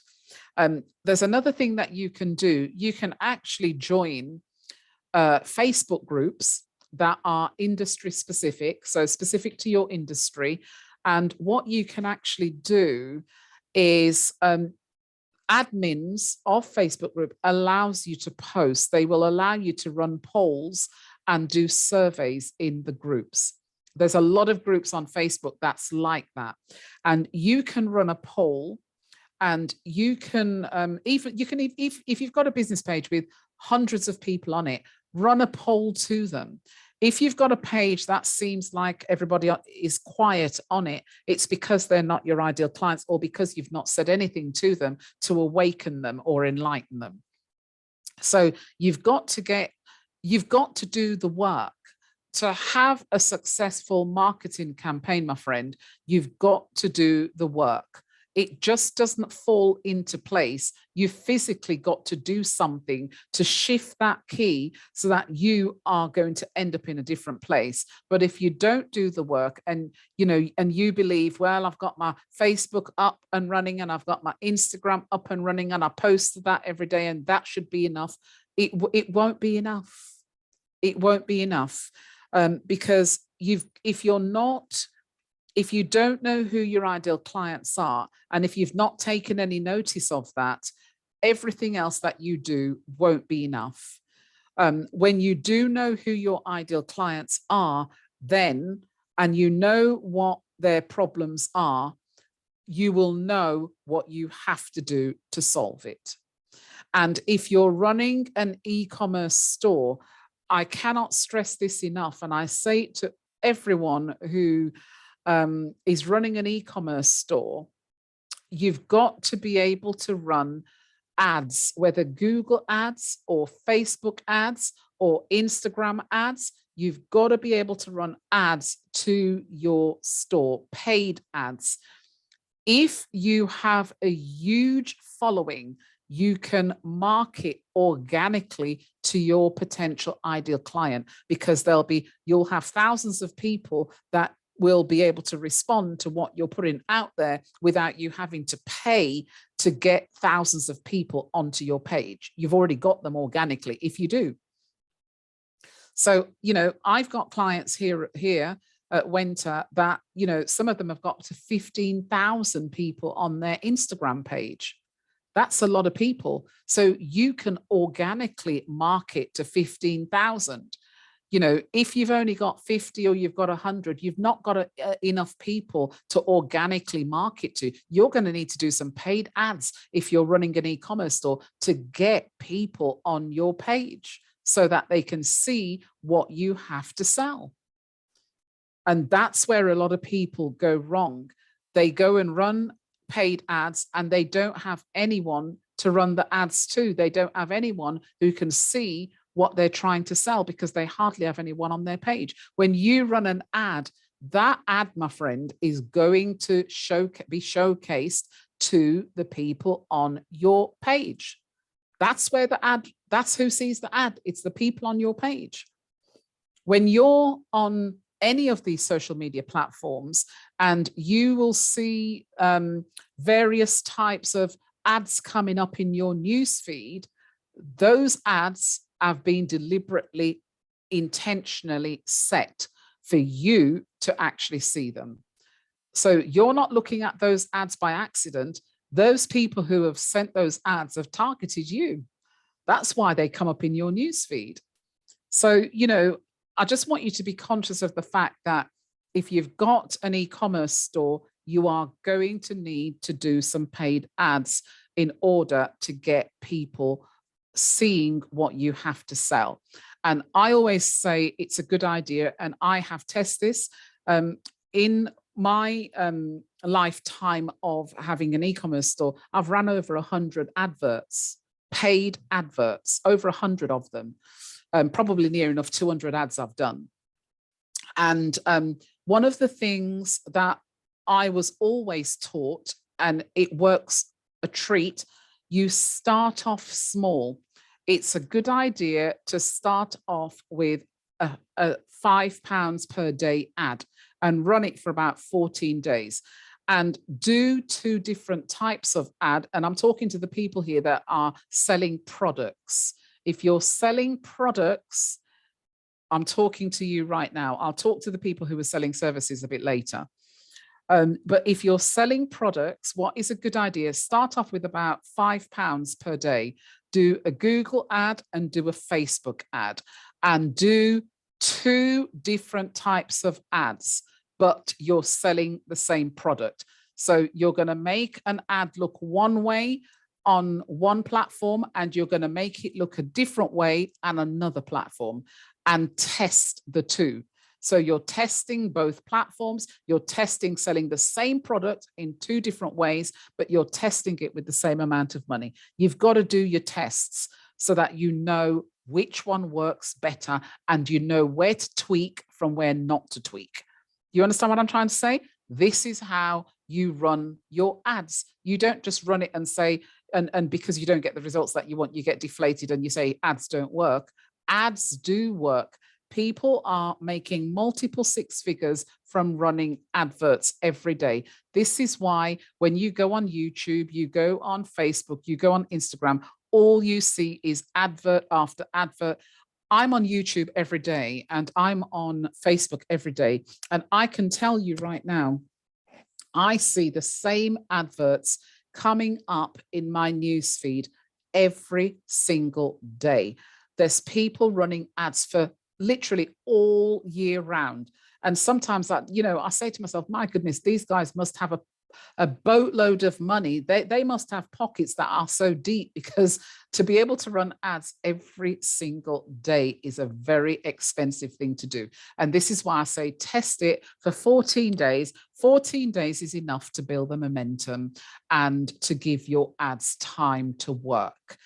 14 days is enough to be able to allow people that have not seen your ads yet to see them, because not everybody is on Facebook all at the same time, or on YouTube, or on Instagram, or TikTok, or wherever it is that you run your ads. They're not all the same people every single day. They're different people. So you can't assume that because you're running it for 14 days, the same people are going to see it every day for 14 days. That's not quite true. Different people are going to see it at different times of the day.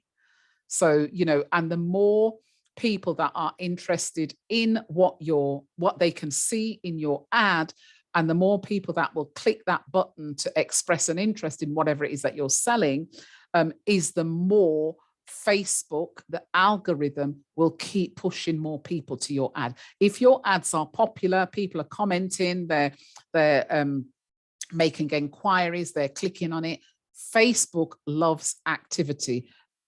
YouTube loves activity. LinkedIn, Instagram, wherever you are, the algorithm loves activity, and it will keep on pushing more people towards your ads.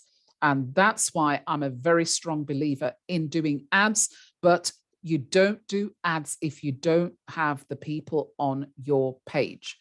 If you have hardly anybody, don't run an ad. Don't run an ad. Get the people on your page first. How do you do that? You can do it organically by the content that you're posting. And there is also an opportunity for you to promote your page. Facebook and Instagram allows you to promote your page by running an ad specifically to promote your page, not to buy anything, but to promote your page. So, you know, if you don't have people on there, take advantage of these things. Look at it as an investment into your business, because you want the business to work, you want it to grow. Okay, so here's some methods of how you can actually research.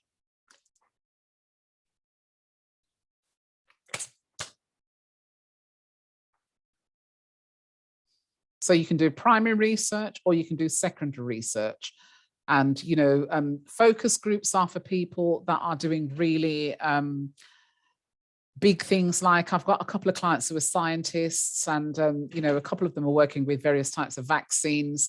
So they will need to use focus groups in order to be able to get a group of people to look at what they're actually creating. So focus groups aren't for everybody, but if you're doing something that's going to impact a lot of people, then I would say focus groups are the way to go.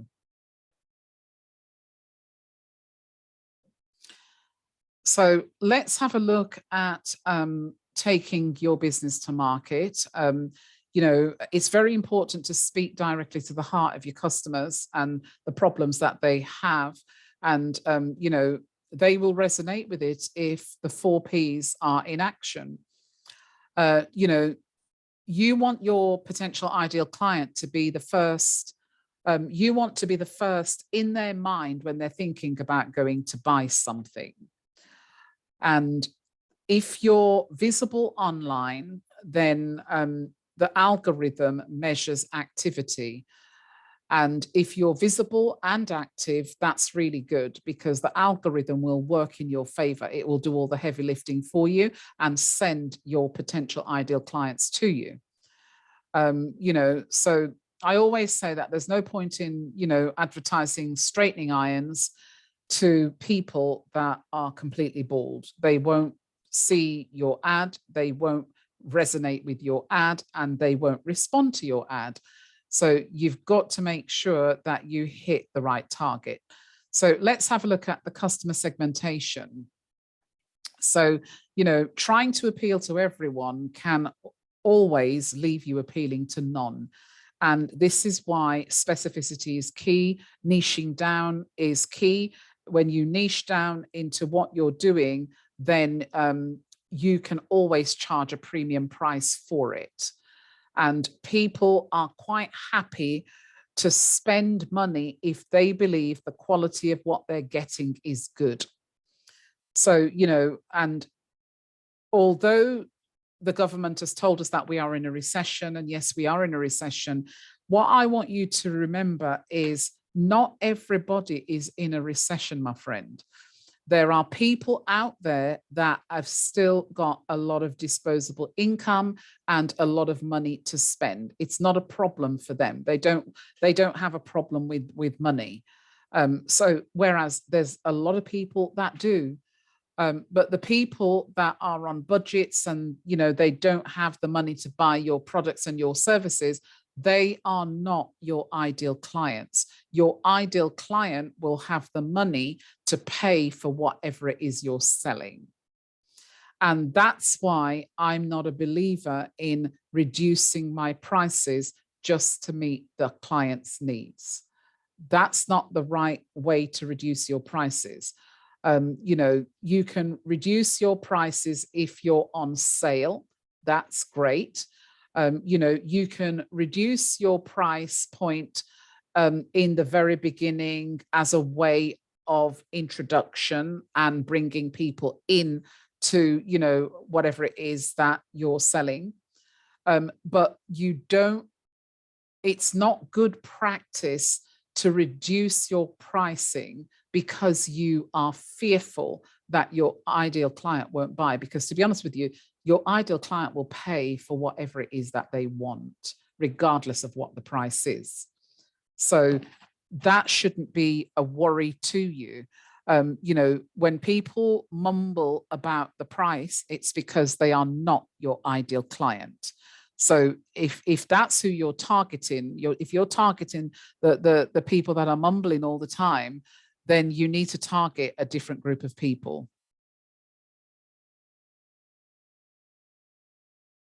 Even though you all sell the same product, Mustafa. If you all sell the same product, I'll tell you what people will decide on. They will decide on whether they like you, know you, and trust you. That's how they will decide whether they come and buy from you or not. So you can have there's a street in Luton called Berry Park.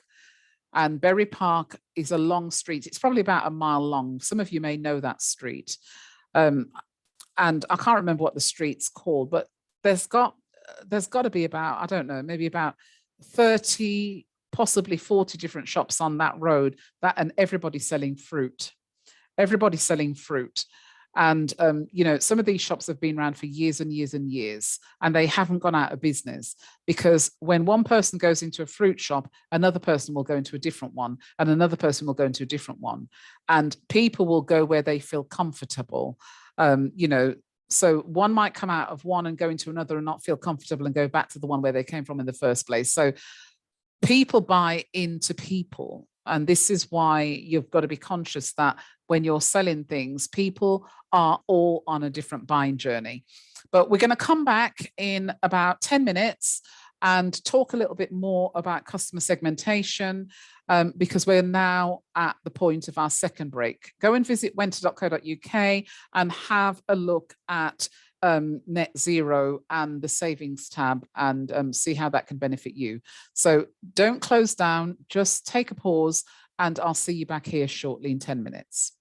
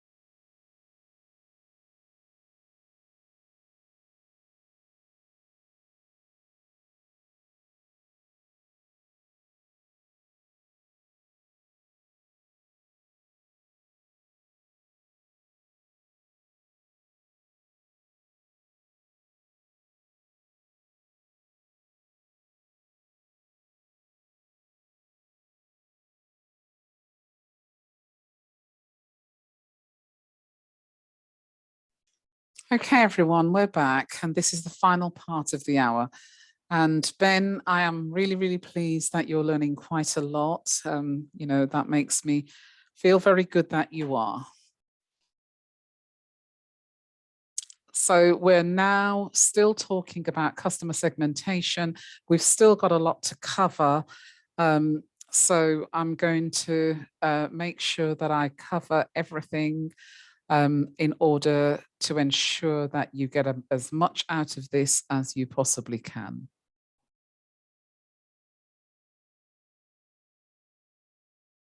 Thank you very much, Montrese. That's very nice to know. Okay, so let's have a look at how you actually segment your customers, because you could have a product or a service that will serve more than one demographic, one group of people. Now, here's a word of caution. And again, I'm saying this from a place of experience, from a place of what not to do if you don't want to get overwhelmed. If you're just starting out, I would recommend that you focus on one group of people first. The reason why is because you've got to create content that needs to speak to that one group of people. You've got to have a marketing message that speaks to that group of people. Everything you talk about, everywhere they see you, you will be focused on that group of people. That group of people are your ideal clients, by the way. If you're creating a website, your website has to speak to that group of people. Do you see what I'm trying to say? So if you're now saying, well, I want to have 3 or 4 groups of people, that means you're going to need 3 websites or 4 websites. It means you're going to need 3 marketing messages or 4 marketing messages. It means you're going to have to treble up on everything that you're doing. That's good. How are you going to do that? Not even I could do that, and I'm not Superwoman. So when you're talking about segmenting the market, in the beginning, focus on one ideal client. And then when you've conquered that one, when you're doing really well with that one and you're making money, focus on another. But don't try to do the 2 together. You will become overwhelmed and you will get really stuck. So you don't want to confuse anybody. So look at wholesome foods for an example. Let me give you an example of how people segments the market. So let's just say you've got a nutritionist that's selling wholesome food. Tell me, who do you think would benefit from wholesome food? So pop that in the chat for me, please.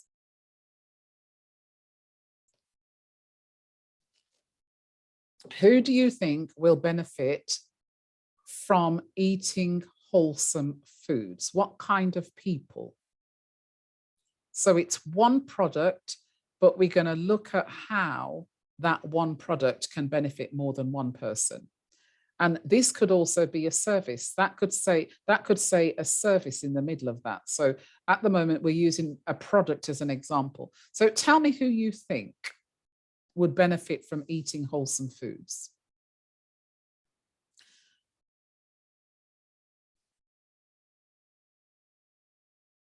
Okay, so Charlie says, okay, let me go back. So Montrese is saying people who are looking for healthy ingredients, nuts, fresh vegetables, etc. Okay, good. Charlie's saying millennia, okay, upper class. Really, Charlie? Are the upper class the only people that eat wholesome foods? Tony's saying those with dietary restrictions, yes. Sylvian is saying athletes. I agree. So let's have a look. So we've got athletes, which is a definite. Then we have the elderly, which they call grey pound. I don't know why. Then we have a pregnant lady who's got a child on the way, or a mother or father who's got children who they want to grow and develop really well. And you could easily add more people in these boxes here just by segmenting, the market in terms of the customers that could potentially buy this one product. And that can be the same with your services.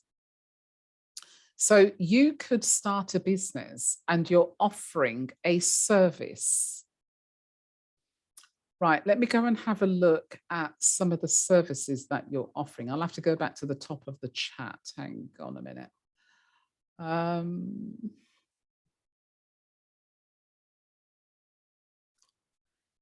Okay, so let's just say, let's choose George. George is offering a consultancy service.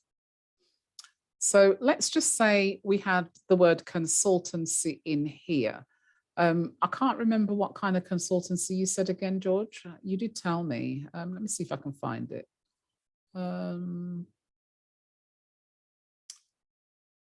George, you did tell me what kind of consultancy service you're running.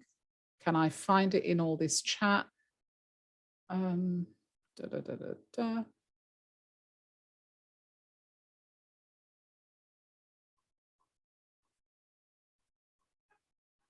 Right, I'm not sure that I can find it, George. Okay, so George is running a consultancy service.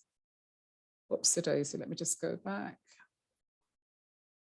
And the consultancy service that George is running, let's just say if George decided, right, he's going to focus on one particular group, he could then focus on another group of people that he can coach. So George could potentially focus on, say, corporates, people in the corporate industry, and then he could also focus on individuals where he could coach them one-on-one. So that's two demographics, but then your website would have to reflect that. You could get away with two, but the moment you start making it into 3, 4, 5, 6, that's where you have a problem. Because if you want them to go to a website, you're going to have different websites for them to go to. So that creates a problem. Do you see? So you've got to think about what you've got and how you can break it down to offer it to your ideal client. And if you're at the very beginning stages of your business, start off with one demographic group. But you can have and will need different marketing messages if you have more than one group. So the way you speak to your corporates is going to be a very different way to how you speak to individuals. The marketing message has to be different. And this is another reason why I say it's not a great idea having lots of different groups that you're marketing to, because think about your social media page. If you're marketing to corporates, George, and everything on your social media page is talking to corporates, that means you're going to have to set up a different page to talk to people who are not corporates. Do you see what I'm trying to say? And if you've got 3, 4, 5 different demographic groups, you're going to need 5 lots of social medias that you're going to have to be focused on. You're going to need 5 lots of websites. You're going to need 5 of everything. It's going to be too overwhelming. You won't be able to manage it and it won't work. And this is why I say start off with one and then build your business out from that one. And this is what, the owner of Amazon did. He didn't just start selling all the products that you see there all at the same time. He started off with a small number of products and then it grew into the monster that it is today, because Amazon is huge. It's a multi-billion-pound company. So, it makes more sense. You start off with a couple of things, let that work, see if that grows.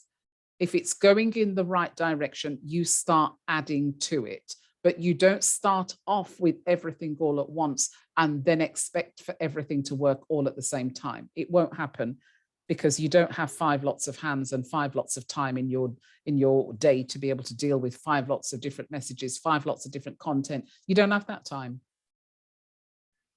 So, and this is what you need to think about. Very good, George. I am very pleased. So let's continue. So your ideal customer.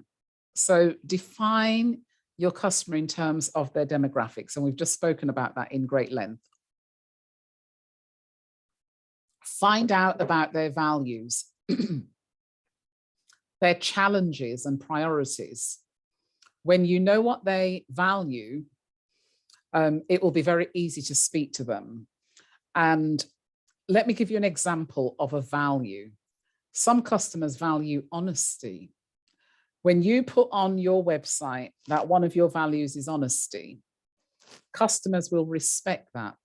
When you put on your website that one of your values is that you source your products in an eco-friendly way, people that are friends of the earth and friends of the environment and they're into sustainability, they will want to do business with you because they respect the value that you have, because they share the same value. So, you know, values are very important to people. You could have, you know, different types of values. It could be that one of your values is, you know, Christianity. And when you have that value on your website, people who are Christians are going to buy into that value. Do you see what I'm trying to say? So think about the different types of values that you could also put on your website so people know where you are. You know, but find out about your ideal client. Find out, you know, how not having your service or your products affects them. How does it affect them? It's not going to affect everybody in the same way because you're all selling different things. But for some of you, it's going to affect your clients financially. If they don't have your product, it could cost them more not to have it than to have it. Or your service, it might affect some of them mentally. It might affect them emotionally. It might affect them spiritually or physically or practically or relationally. So think about how it's going to affect them. So let's have a look at the customer's journey, because every customer is on a journey. You are customers yourself, and you are on a journey of your own. You may be on a journey where you're going to buy a house, a car, a motorbike, a TV, you're going to book a holiday. You're on a journey to buy something in some way, shape, or form.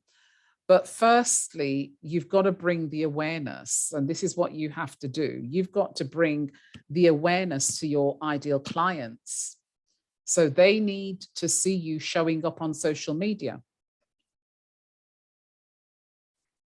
They need to see you showing up as the expert in your field. Because what will happen, customers are going to do their research. Before a customer buys from you, my friend, they are going to research you. They're going to go to social media. They're going to see if they see you. If they don't see you, they're not going to buy from you. They won't buy from you if they don't see you. But if they see you and you show up as the expert and you speak directly to the heart of their pain points and their problems, then they will buy from you. But you've got to remember the 4 Ps has got to come into play. The price has got to be right. Where you see them, the platforms that they're on has got to be right. The promotion, the way you're promoting what you're doing has got to be right. And the people, the target market's got to be right. If you set up a campaign, a marketing campaign, and it doesn't work, it's because one of those 4 Ps was out of alignment. Just remember that. If you remember anything that I've said to you today, my friends, when you leave here today, if there's anything that you're going to do with marketing, if something that you're trying isn't working, go back to that page of the 4 Ps. Go back to there. Go right back to that page. And remember, if one thing is out of alignment, then it's going to have an impact on everything else and you won't get the results that you want. It's all got to be in alignment with each other. Then you need to, going back to the customer journey, you've got to have the intent. Your customers need to have the intent. You need to create that intent. How do you create the intent? You create it through marketing. And I've given you a lot of marketing ideas that you could put into place right now and run with. So, you know, and then they make a decision. And this is the same journey that you're on. And then you've got to think about, how do I want them to come back? How do I want to retain them? Well, look at the service that you have to offer. Let me show you how Apple and all these other big firms, these big gurus, how they retain us as customers. When Apple brings out a new phone, not only do they bring out a new phone, but they also bring out a new headset. Not only do they bring out a new headset, they're going to bring out a new case for the phone. Not only are they going to do that, but they're also going to bring out new earplugs and all sorts of other new things. So what are they doing? They are making sure that they retain you as customers, because if you are an Apple diehard fan, you're not going to go to Android. I've got family members that will never, ever go in a shop and pick up an Android phone. It wouldn't even come into their minds because they are an Apple die-hard fan. So if you don't have the money to buy the second thing that you need to buy that Apple's selling, what are you going to do? You're going to wait, you're going to save, and then you're going to buy. That's how they retain you. You might think to yourself, well, I'll buy the phone this month, but in a couple of months' time, I'll get the earplugs. And then maybe in a couple of months' time, I'll get the case. And they're constantly retaining you. And you don't even know that's what they're doing. Do you see what I'm trying to say? So they know how to market because they're marketing to you every day. You see everything that they're doing at the back of a bus. You see it on billboards. You see it, you know, in shops. You see it on TV. You see it on your mobile phone. You go on YouTube and you see their ads. You're being programmed and sensitized every single day, so that when Apple brings out their products, it's a no-brainer. Because you've already been programmed, you've already been sensitized. You already know that you're going to get it, because they've put it in front of you so many times. What have they been doing? They've been marketing to you. So they say 20% of customers will bring in 80% of profit. Let me say that slowly. 20% of customers is going to bring in 80% of profit. In other words, only 20% of your ideal clients will keep coming back and keep spending more with you, so that you're generating the bulk of your profit from the clients that you have. So it's much easier to sell to your current clients than it is to sell to new ones, because your current clients are already warmed up. They're already hot leads. They already are used to you. They know you, they like you, they trust you. Now you've got to go and spend money to get new ones. And sometimes your customers will do it for you, because your customers will go and tell their friends and their families. And then that's what you call word of mouth marketing. Now, you cannot rely just on word of mouth marketing. It's not enough. You need more than that, because not every business gets the amount of word of mouth that they want through, and get customers through word of mouth. Not every business gets the clients that are going to go and tell everybody else to come. You see, when I was in business, my business for almost 10 years was built up on word of mouth. But those days aren't there anymore. You now have to spend a lot on your marketing campaigns. I'm not saying that people still don't, you know, start and grow businesses on word of mouth. Yes, they do. But you can't just leave that to chance anymore. The world has changed, my friend. The way people do business these days has changed. The way people think now has changed. People have a lot of choices now. 10 years, 15 years, 20 years ago, the choices were less because less people had come into the market, brought their businesses into the market. 20 years on, you've got, you know, the market's almost doubled, trebled, quadrupled in size. So the way you do business now today has changed. So you can't rely just on word of mouth anymore. You need more than word of mouth. You need strategy to put in place to be able to create a marketing plan. And I've given you ideas of how you can do that earlier on through the different types of things that you can do with a strategic approach, and so that you're intentional with getting the results that you want. So let's have a look at branding.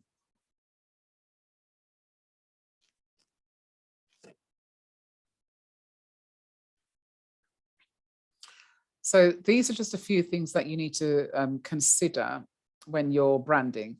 A brand is so much more than just a business name, a logo, you know, choice of colors and so on. It's a bit more than that. A branding is everything that the business stands for. So if you are your brand and you're branding your name, you are your business. You know, your business will only do as well as you want it to. And, you know, if your business isn't doing well, it's not anyone's fault. It's down to you. You are the one that's running your business. So you've got to make sure your business does well. It's a good idea when you're earning profits in your business, don't spend it. Put those profits and reinvest back into your business. Put the money back in, because when you put the money back in, you're preparing yourself for the future. You're preparing for growth.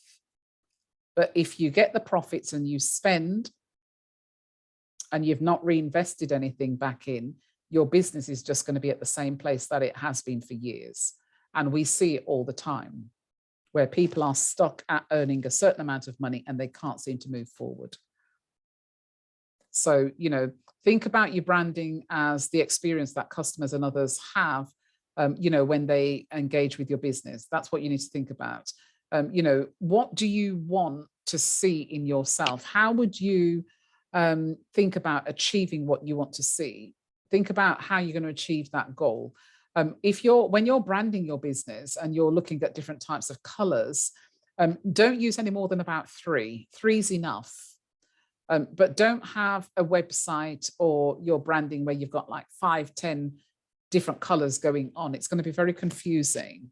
You know, and when you build a website, highlight things on your website that stands out. If you're, you know, on your website in the About Us, if you are super qualified to offer a particular service, put that in your About Us. Your About Us isn't all about you, but it's about what you can do for your ideal client. So if you need your ideal client to have the confidence that you're super qualified at what you do, you've gone to uni, you've got this, you've got that, put it in your About Us. You know, and or what you can do, you can literally box around it. You can, you know, highlight it, but put it in a box so that it's visible. It stands out. You know, so that, or you can put it at the bottom of your About Us as to your achievements. You know, there's ways of how you can do it. You know, so write down your vision and make it plain, because this gives your audience a greater understanding of what your company is about. If you can write down what your vision is for your business and then have a list of different goals that you're going to set towards achieving that, you will work better in your business than if you don't write it down. You know, how do you want people to see you? What do you want people to perceive you to be as a brand? And this is what you want to think about. Do you want people to perceive you as a business where people say, well, you know, that's nice and cheap. When you think about supermarkets, let me give you some names of supermarkets and tell me what you think.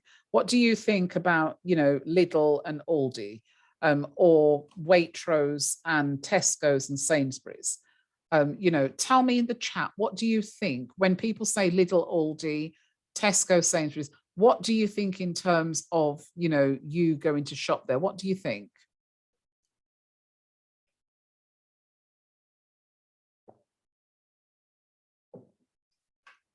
And then if people say, Harvey Nichols or Selfridges or John Lewis, what are your thoughts? Do you think, well, I'm not going to say what you think, but what do you think? So you must have, an idea as to what you think these, if you go to these businesses, the kind of monies that you're going to pay. If I said to you, go into Marks and Spencer's is a good idea to do your weekly shop or your monthly shop, what would you say to me? If I said, go and do your weekly shop at Waitrose and you're only on a budget, what would you think? So Raheem says Waitrose and Marks and Spencer's is quality. Montree says the Lidl and Aldi are cheaper than Tesco and Sainsbury's, which is cheaper than Waitrose. Yeah, and I agree with that, Montrese. And Charlie says Harvey Nichols and Marks and Spencer's are overpriced. So really, some of you would know exactly where you're going to shop. And that going to Marks and Spencer's and Harvey Nichols is going to be very expensive. You're going to have deep pockets for that. Whereas if you go to Lidl's and Aldi's, it's going to be more affordable. So, but that's how they wanted to brand themselves. Lidl's and Aldi wanted to brand themselves as being very cheap. But have you not noticed from listening to the news now that Sainsbury's and Tesco's is now copying some of the pricing of Lidl's and Aldi's? And Tony says Lidl and Aldi has good value for money, but not a good shopping experience. And I agree with that, Tony. I agree with that, and you've got to decide. Whenever I've bought fruit from these stores, they always go off very quickly. So I tend not to get my fruit there as much. I tend to go more to the more expensive brands to get my fruit because I want my fruit not to go off the next day. So, it just depends on what you want. It depends. I come from the north of the country and the north is cheaper than the south. So Charlie says, I miss Netto. What is Netto? I think I've not heard that word for a long time. That's a supermarket, isn't it? Netto. My gosh, does it still exist? So Tony says, I don't like the environment when I go in there. Marks and Spencer's is lovely to be in there, but not so good on my purse. And I totally agree, Tony. I love to go into Marks and Spencer's. I love the presentation of the food. I love how fresh and crispy everything is and nothing's bruised. I love going in there. So I totally agree with you. Montree says, the Sainsbury's here has started suffering in quality of fruit and veg. Yeah, it's happening everywhere, but that's my experience when I go to, the cheaper stores, the fruit, the next day it's no good. And I'm thinking, oh my dear, so anyway, let's talk about preparing your key marketing message. So, we spoke about the messaging, and messaging is very important. Tesco's messaging is every little helps. You've heard them say that all the time. And I don't know if anybody here is old enough to remember Mr. Kipling, Exceedingly Good Cakes. Is there anybody here old enough to remember that? Mr. Kipling, I think they still do Mr. Kipling's cakes, and the advert would normally say exceedingly good cakes. So you knew that if you bought a Mr. Kipling, you were buying a really nice cake, and they are and have been nice cakes. I don't know if they still do them. Do they? Oh, okay. Angel Slices. Yeah. very good quality cake. So, you know, people resonate with the message. Exceedingly good cakes. Every little helps. The mother who's on a budget will resonate with every little helps, or the father who's on a budget. You know, they'll resonate with that. Mercedes, their message is the best or nothing. Everybody knows that Mercedes is a premium quality car, and as expensive as they are, people are buying them like they're going out of fashion. You know, people don't care about the price, they're still buying them. And that is because not everybody is in recession. Some people have got buckets load of money and they want something to spend it on. So, and, you know, and that's why I say it's never a wrong time to start your business. You can start your business anytime because people have always got money. I'm not saying that you don't need to consider what's going on. So if we go back to the pestle model, yes, you do need to look at what could potentially affect your business, but you shouldn't let the time stop you from starting, because there are people out there that aren't broke and they can afford to buy your products and services. And I have proven it. I've proven it. In the 2008 recession, it was so bad, and I did not go out of business. As a matter of fact, my business grew. So, you know, you've got to make sure that you don't worry about the timing factor. The timing's got to be right for you. So if you're kind of working yourself out of a job, that's fair enough. You know, you've got to do that in your own timing. But your marketing copy, prepare that copy and think about who you're going to target. It must resonate with where your ideal clients want to get to. So when you're making posts or you're creating videos or you're doing any live streams, it should never be about the struggle of what your ideal clients are going through, but you should always talk to where they want to get to. That's how you create the content. Every content that you create, my friends, and here's another nugget that I'm dropping for you. The content that you create should talk to where they want to get to. So if they want to lose weight, that's where you talk to. You don't talk about the struggle of you know, them having the yo-yo diet and bouncing backwards and forward. They don't want to be reminded of the struggle. They want you to tell them, how can I get out of the struggle? How can I get out of the problem? How can I get rid of this pain point? How can I get rid of this problem? Talk to that. That's where you go with your marketing, and that's where you go when you're creating content. Lots of people often say to me, but Carol, I don't know what to create. Well, that tells me you don't know your ideal client.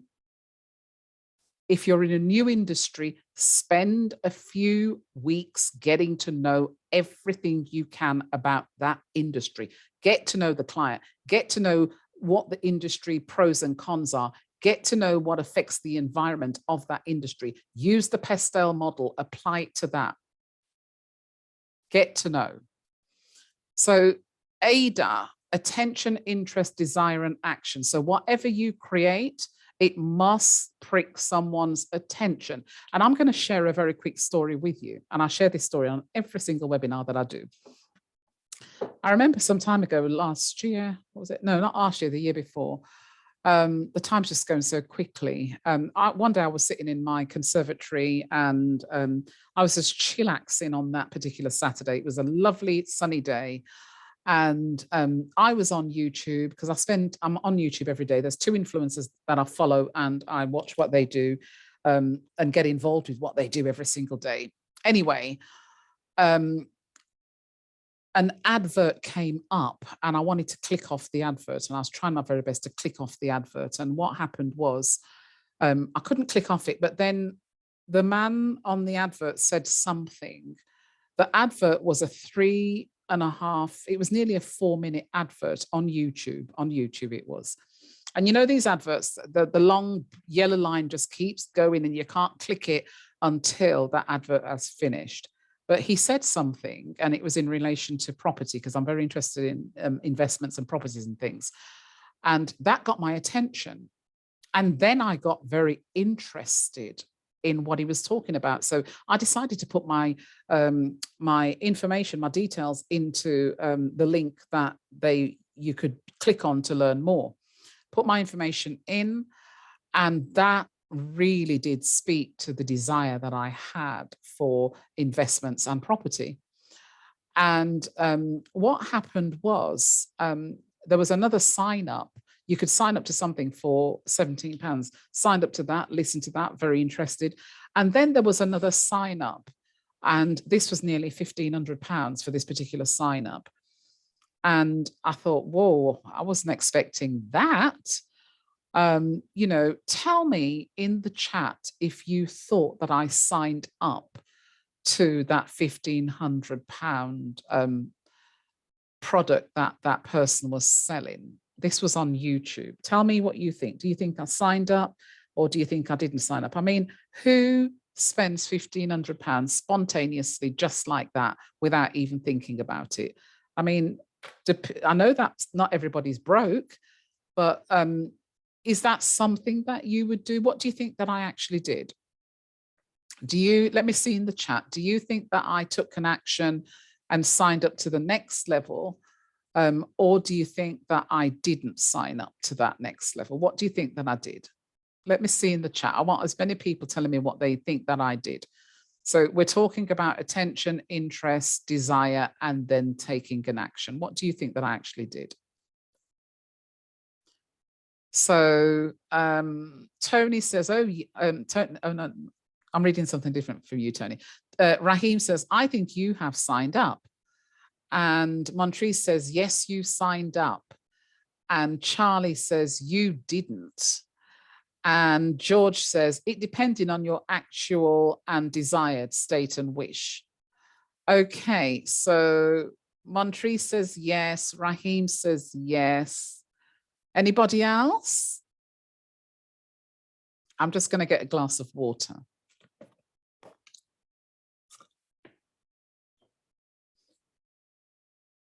Okay. So Sylviane says you didn't. Okay, so it seems like we're kind of split between whether I did or whether I didn't. Well, ladies and gentlemen, I would like to tell you that I did actually sign up. I did. I signed up. I took the action. I took the action. Why did I take the action? It's not because I've got more money than sense. That's not the reason why. It was because he pricked my attention. I was very interested in what he was saying, and the desire for investment and property and stuff became greater. And I took the action. I went down to Maidenhead and I spent 3 days on one of the best courses that I've ever attended in my life. I met a lot of amazing people. When I got there, not only did I take the action, but there was over 100 other people that did. So just imagine how much money they made from nearly £1,500 per person. And then they were also selling £11,000 products, £25,000 products. And there were also one person who purchased a £30,000 product as well. Now, why have I told you that story? Just to let you know that there are people out there that are ready to buy your products and your services right now. You've just got to market to them properly. And this particular guy who ran that ad, he ran that ad. It was a paid advertisement, and he used that ad to market to someone like me. Okay. And not only me, there was over 100 other people that were there. So this is why I'm saying marketing, you cannot have a business and not market. If you don't get the clients you want, it's because you're not marketing. So think about your position in the market. What's your position? Do you want to have a business where your products are low and cheap, medium, or high? Where do you want yours to be? You know, when it's high, it basically means that some people are not going to be able to afford you. So for them, it's going to be sudden death. It's going to be too aggressive. It's going to be reassuringly very expensive for some people. But you will have others that will think, well, no problem. My clients that used to come to me, my friends, they didn't used to ask me the price until they got to the counter to pay. When they got to the counter, they would say to me, Carol, what's the damage? That's the kind of client that you want. So, you know, but if your products that you're selling are low, it means you're going to need to have a lot of these kind of people. in order for you to make a decent living. So think about the kind of post that you're going to put out there in order to market yourself. So let's have a look at pricing considerations. Think about what your product or your service will be worth to customers. People are looking for value. If what you're offering can change somebody's life, that's going to have a higher price point on it and a higher value. If it's something that's going to make life easier for them in work, then that's going to have a different price to it, but it's also going to add value. So whatever it is that you're selling, it must add value, and the value will determine the price.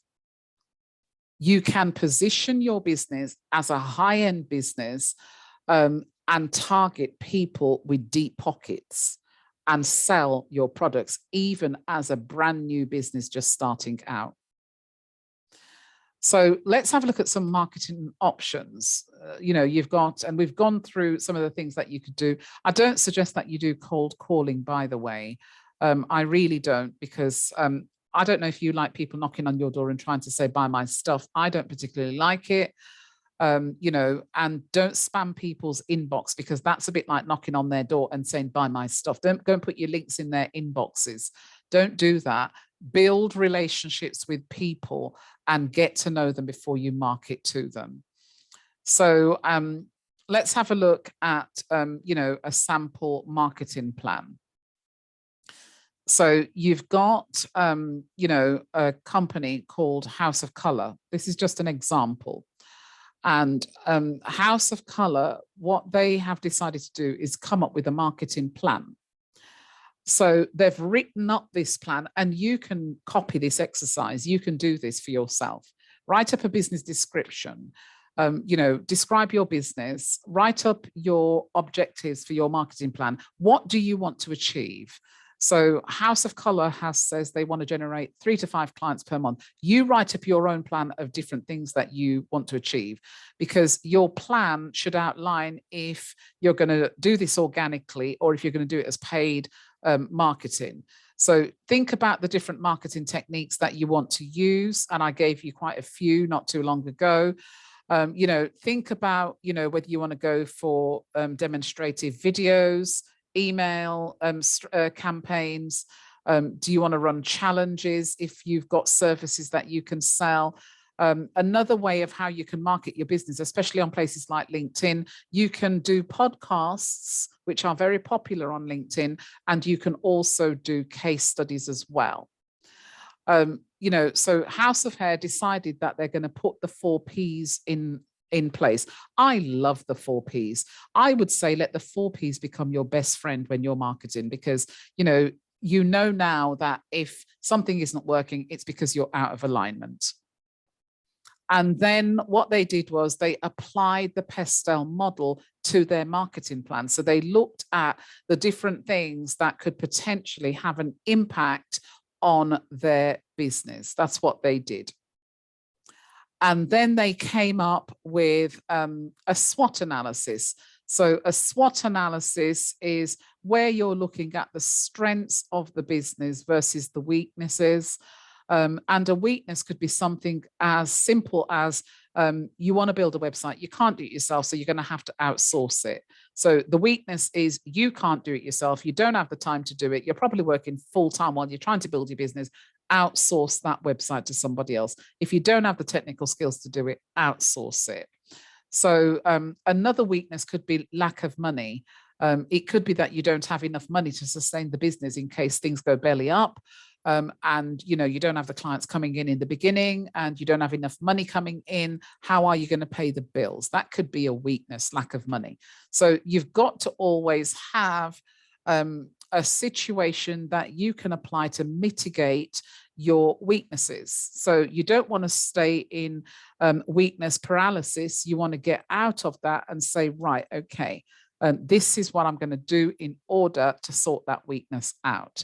You may find something that's an opportunity that is going to help you in your business. It could be the fact that at Christmas, you're going to sell a lot more, you'll make a bit more money, so you can plow that back into the business. So, and then what House of Color did, they came up with, you know, a USP. So they looked at what the competition was doing versus what they were doing and what their selling point was. And then they made a marketing plan analysis. So they looked at the price that they wanted to charge, the customer service they wanted to offer, and so on. They looked at their different competitors and who was good at whatever it was that they were saying that they wanted to measure themselves against. And then they decided to write up a full example, a customer segmentation example of, you know, what they would be looking for and what they would want to apply to their ideal clients as they go through their marketing plan. So they looked at age, they looked at, you know, what kind of demographics they were. They looked at the location. They looked at what would motivate people, what the benefits would be, where they could find them. And you can do exactly this for yourself. You know, and then what they did, they went through the client's customer journey, and they considered the awareness, you know, how they were going to make clients aware of what they were doing, the research they was going to put in, the intention, the decisions, and how they were then going to retain those clients. And we spoke about this. So go back to this webinar and listen to what I actually said about this section here. And then they looked at their brand and they decided, how do we want to brand ourselves so that we can meet the needs of our ideal clients?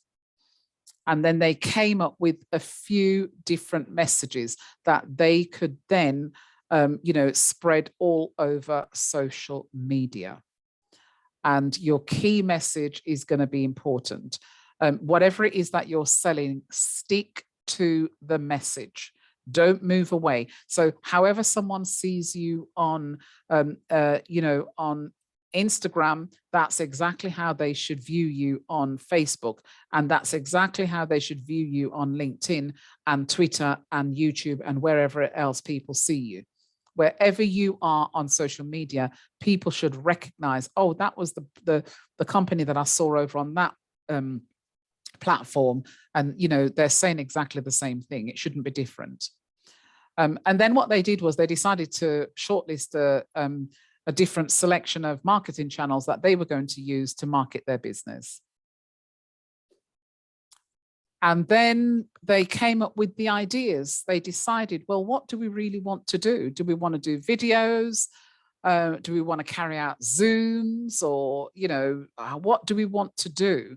And they came up with this plan that you can see right here of ideas of how, what they were going to do to enhance their marketing so that they reach their ideal client. So they really thought the plan through.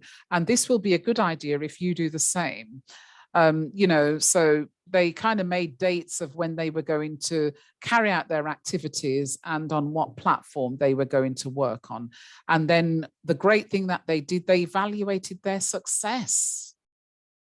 That's what they did. They looked at what worked, what went wrong, what should we not have done, what should we have done, and then they really thought it through. So you've always got to evaluate your success, to think it through and decide whether or not this is the right thing for you and the right thing for your ideal clients. I just want to take this opportunity right now to say that if you would like to book an appointment with me in order to do a deep dive into your business, I'd be quite happy, you know, to do a one-to-one with you and go through and have a look at the marketing in your business. You can reach out to the business advisory team at info@wenta.co.uk. Or you can call 01438 3100 20.